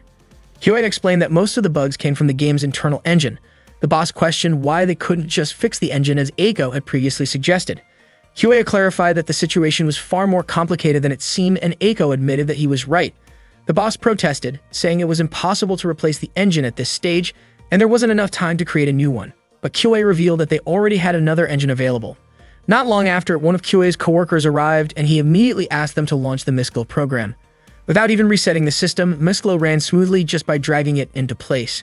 Meiki's program worked right away, with no crashes and no bugs. Surprised, Eiko asked what Kyoya had done. Kyoya explained that he used the Entity engine, which was known for its stability. The boss was shocked, demanding to know why Kyoya had ordered such an expensive engine, considering it a serious issue. Kyoya admitted that he had used Team B's budget. The boss scolded him for what seemed like misuse of funds, but Kyoya calmly explained that while he did use Team B's budget, the engine was already intended to run Team B's game. Eiko then realized that the engine for Team B's game was also compatible with Team A's game. The boss argued that this still violated the contract and would require extra funding for an additional license. Kyoya presented a detailed estimate of the licensing costs and Team A's overall production budget, showing that even with the extra expense, there would still be plenty of money left over. Only then did the boss realize that Kyoya had planned everything from the start. Once the solution was secured, Kyoya credited the decision to Eiko, easing the tension in the room. He then began assigning tasks. Kyoya asked Miki to manage the social media accounts, explaining that she had the broadest perspective of everyone there and understood users' feelings the best. Miki hesitated, worried that she wasn't good at writing formal messages and might upset the users. Kyoya reassured her, saying that sometimes a casual and friendly response was far more effective than a stiff, formal one. Encouraged, Miki accepted the role. Kyoya also asked Miki to contact the agency of voice actors Tsunemori Yuta, both by phone and email, to apologize and clarify to the public that Yuta was not at fault, while also informing the agency that their latest casting rights would be given to them. The boss objected to giving away those casting rights, but Kyoya insisted that the gesture was valuable. He explained that if the company faced a defamation lawsuit, the damages would be far worse than the cost of this decision. Next, Kyoya asked the script team how long it would take to complete a full system check. The writers requested 6 days to finish it, but the boss demanded it be done in 3. Surprisingly, Kyoya gave them 2 full weeks. The boss was baffled by the generous timeline. Kyoya calmly broke it down, explaining that 2 weeks meant 10 business days, divided into 5 days for adjustments, 3 days for testing, and 2 days for implementation. His reasoning showed that the schedule was actually very well thought out. Kyoya then inquired about the compensation they planned to give players. Normally, it would be around 2 or 3 tentpole gacha rewards, but Kyoya increased it to 10 times that amount. The boss strongly objected, saying no game had ever offered compensation that large. Kyoya countered that they needed a response so impactful that people would talk about it, calling it the most important part of their plan. He also announced that all staff members would get a 2-day break. The boss couldn't understand why Kyoei would make such a decision in the middle of a critical situation. Kyoei explained that he wanted to implement the social media strategy first. The boss grew increasingly frustrated with Kyoei's decisions, worried that this major project affected the future of every employee in the company. Kyoei calmly responded that he fully understood the stakes, but the boss argued that Kyoei didn't truly grasp the company's risks and was only making things worse. As the debate intensified, Kyoei raised his voice, asking whether the boss trusted him. He reminded the boss that this was a crucial moment for earning the trust of their users, and trust was more important than merely meeting deadlines. Everyone there regretted failing to meet their original timeline, but after such a major mistake, the way to regain trust wasn't just by fixing the service, it was by showing genuine remorse and presenting a clear plan for the future. At that moment, the reputation of Mistglow was at an all-time low, so they needed to deliver something even better or users would never return. The boss was surprised to learn that the game's reputation was that bad. Kyoei then shared an example about a mobile app that once suffered from a serious bug. The marketing team tried to cover it up, but the lead developer openly admitted the issue and apologized without hesitation. The boss asked how Kyoei knew that story, and Kyoei revealed that a former friend of the boss had told him, explaining that the boss had been honest about the problem back then. As a result, trust in the app had actually increased. Hearing this, the boss smiled, remembering that story from his younger days. Kyoei said that being honest and apologizing was never a bad thing. He understood what his supervisor was trying to say, but in such a critical situation it was clear that something more important needed to be prioritized, especially with what was happening in Team A. Hearing that, the supervisor finally gave in and told everyone to follow the plan Kyoei had suggested earlier. The members of Team A felt relieved, smiled, carried out the testing, and quickly packed up to head home. Kyoei reminded them to leave as soon as possible, saying that staying any longer would only be meaningless. Eiko was eager to go home to take a shower and get some sleep, and she thanked Kyoei for his help. Afterward, Kyoei went to the supervisor's office to express his gratitude for understanding the situation. The supervisor asked if Kyoei had made that suggestion because he knew the supervisor would give in. Kyoei admitted that he actually had no idea how things would turn out. The supervisor jokingly called him a master gambler, but Kyoei clarified that it wasn't a gamble at all. It was simply his serious decision, and he couldn't find any other answer at that moment. The supervisor smiled and acknowledged that Kyoei's argument was indeed strong. Kyoei then promised something in return for the supervisor's support. That promise turned out to be convincing Ayaka to share her illustration. Later, Kyoei explained the situation to Ayaka at her apartment. Ayaka said she would hand over her illustration if she truly could. Kyoei asked if Ayaka wanted to return to the original reason she started drawing in the first place. He then showed her the Harusora illustration set, which surprised her because she had never mentioned it to him before. Kyoei said he became certain after seeing the artwork Ayaka had been working on the other day, and he recognized the familiar artistic style. Ayaka admitted that back in high school she once thought about quitting art because her teacher told her that while her rough sketches and color compositions were good, her work was purely technical and lacked any real charm. That comment left her depressed and made her resent art for a while. Later, an upperclassman who loved games introduced her to Harusora. The moment she saw it, Ayaka was deeply moved by the illustration's captivating charm. It amazed her that art could touch someone's heart so powerfully, and from that moment she wanted to create art that came from the deepest part of her own heart. She dreamed of one day drawing alongside the person who had illustrated Harusora, but that artist had already stopped drawing. Kyoei apologized to Ayaka, but she said she felt as though she had been saved by art for a second time. Suddenly, Ayaka asked for 1 week to complete the rough draft and a few more days to finish the lines and colors. Kyoei was surprised but happy to hear her determination. Ayaka said she truly wanted to draw and believed she could. The next day, Miki excitedly told Kyoei that Ayaka had contacted her and agreed to work on another character. Kyoei was thrilled to hear the news. Within a week, survey results were released, showing that the system was stable and the new character was well received. Kyoei thought they had just escaped a crisis, but in reality, the team was only getting busier. Miki reassured Kyoei not to worry because Eiko had already prepared a detailed manual thick enough to keep everything running smoothly, even without a leader. Kyoei praised Eiko for being amazing, but Miki pointed out that everyone actually thought Kyoei was the impressive one for turning the situation around, something not everyone could do. Kyoei decided he wanted to have lunch with Eiko, but Miki informed him that Eiko's flight to Okinawa was scheduled for 1 p.m. Realizing he was running out of time, Kyoei quickly told Miki he would take the afternoon off and rush to the airport in a taxi. On the way, he reflected on his mistakes. Once again, he had interfered in a place where Eiko was the one in charge, unintentionally putting her in a difficult position and possibly straining the trust of her team. The incident reminded him of what had happened with Sorayuki, and he couldn't understand why he kept making such foolish decisions. When Kyoei arrived at the airport, he couldn't find Eiko and felt guilty for failing to support her a second time.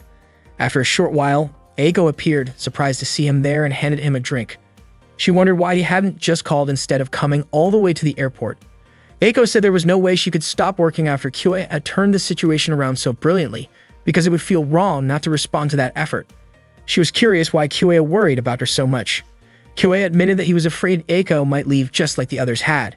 He blamed himself for the times when his friends had given up on being creators. Kyoe realized that even though he had tried to help them, in the end he might have only caused them more pain. Eiko was puzzled about why Kyoe kept saying that he was at fault and worthless, especially when he believed that everyone's suffering was because of him. Kyoe even said that he should not have been there in the first place. Suddenly, Eiko hit Kyoe with her bag, leaving him confused about why she acted that way. Eiko admitted that she was frustrated with him. She said that Kyoe had always been an exemplary student who was honest and straightforward, and that alone made her feel small in comparison. Eiko questioned why Kyoe never asked anyone for help and why he always tried to handle everything on his own. She asked why he never leaned on others when he felt uncertain. She brought up how, in the past, he went after Sorayuki by himself, why he wrote the script even though it was not his area of expertise, and why he never looked for a replacement writer. She also mentioned how he stayed silent when Aki wanted to stop drawing and when Nanako was frustrated and wondered who ever told him that he had to carry everyone's future on his shoulders. Nobody had ever asked that of him, yet he still blamed himself to the point of becoming depressed and broken. Eiko could no longer hold back her tears as she spoke. She told Kyoe that he was a hardworking person who always put others first and constantly tried to help everyone around him. That was the very reason why all of them wanted to create something together. She said that when everyone laughed, they all laughed together. But when it came to crying, Kyoe cried alone. In reality, he had not done anything wrong. Eiko grabbed Kyoe's collar and told him to be confident. She asked him if his very existence was wrong, then questioned whether his existence to help others was also wrong. Eiko reassured him that he was amazing and that she could guarantee it. Among all the people she had ever met, Kyoe was the most generous, interesting, and unpredictable, and that was what made her like and admire him. She asked him to stop being so pessimistic. When Eiko realized that people were watching them, her face turned red with embarrassment. She asked Kyoe to forget what she had just said about liking and admiring him. Kyoe thanked her, and the two of them gradually calmed down and shared a drink together. Eiko said that if she could go back to the past, she would do everything she could help Kyoe, but she believed that the Kyoe from back then probably would not have asked for her help anyway. She felt that she had never truly helped him, and if there were such a thing as reincarnation, she would definitely help him in the next life. Kyoe told her that he would rely on her. Eiko then quickly prepared for her flight to Okinawa. She told Kyoe not to worry about her because she would surely return. Before leaving, Eiko asked him not to blame himself for the others drifting away because he had already managed to help at least one person, Ayaka. She reminded him that Aki had started drawing again thanks to the game he created. Eiko added that in this world, nothing that happens is ever truly meaningless. After Eiko left, Kyoe sat alone, wishing he could go back to the past. Suddenly, someone appeared in front of him. He greeted the person and asked how they were doing. Kyoe still remembered this person and greeted them warmly after such a long time apart.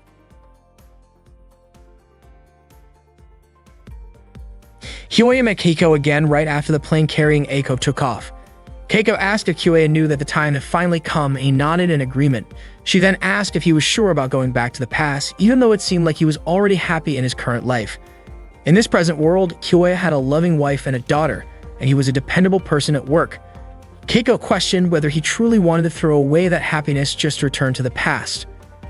Kyoe admitted that he was not choosing to go back because he wanted an easier or happier life.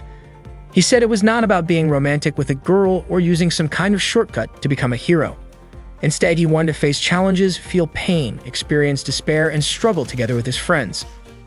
More than a happy future, what he really desired was to share those moments with them again.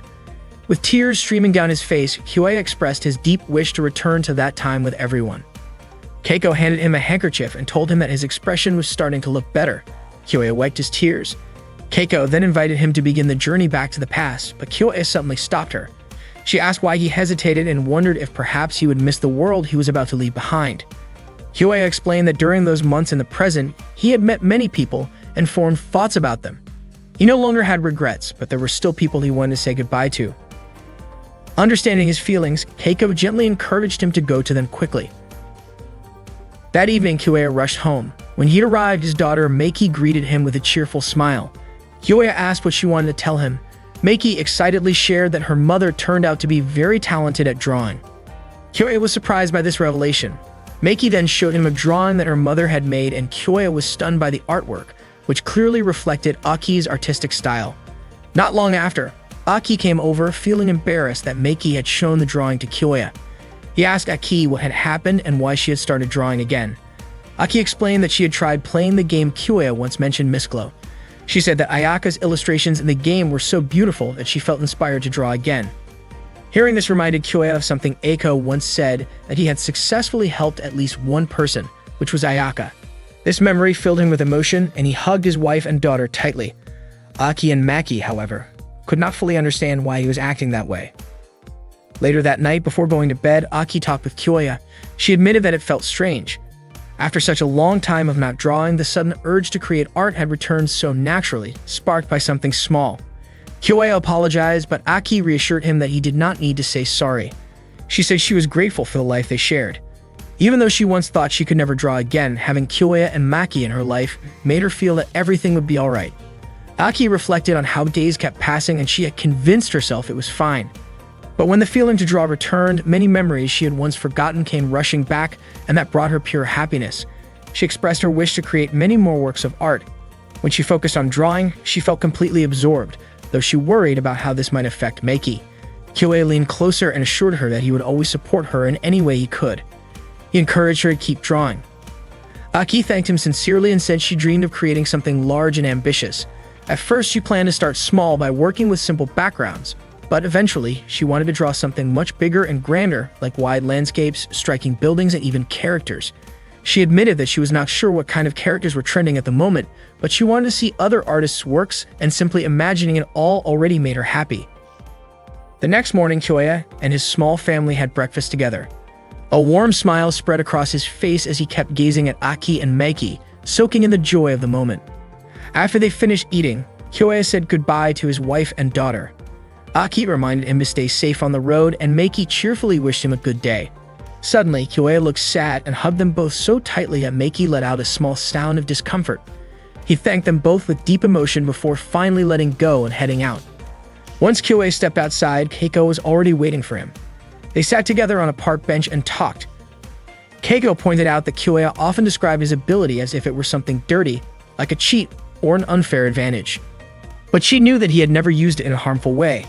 He had never tried to hurt others with his knowledge or take advantage unfairly.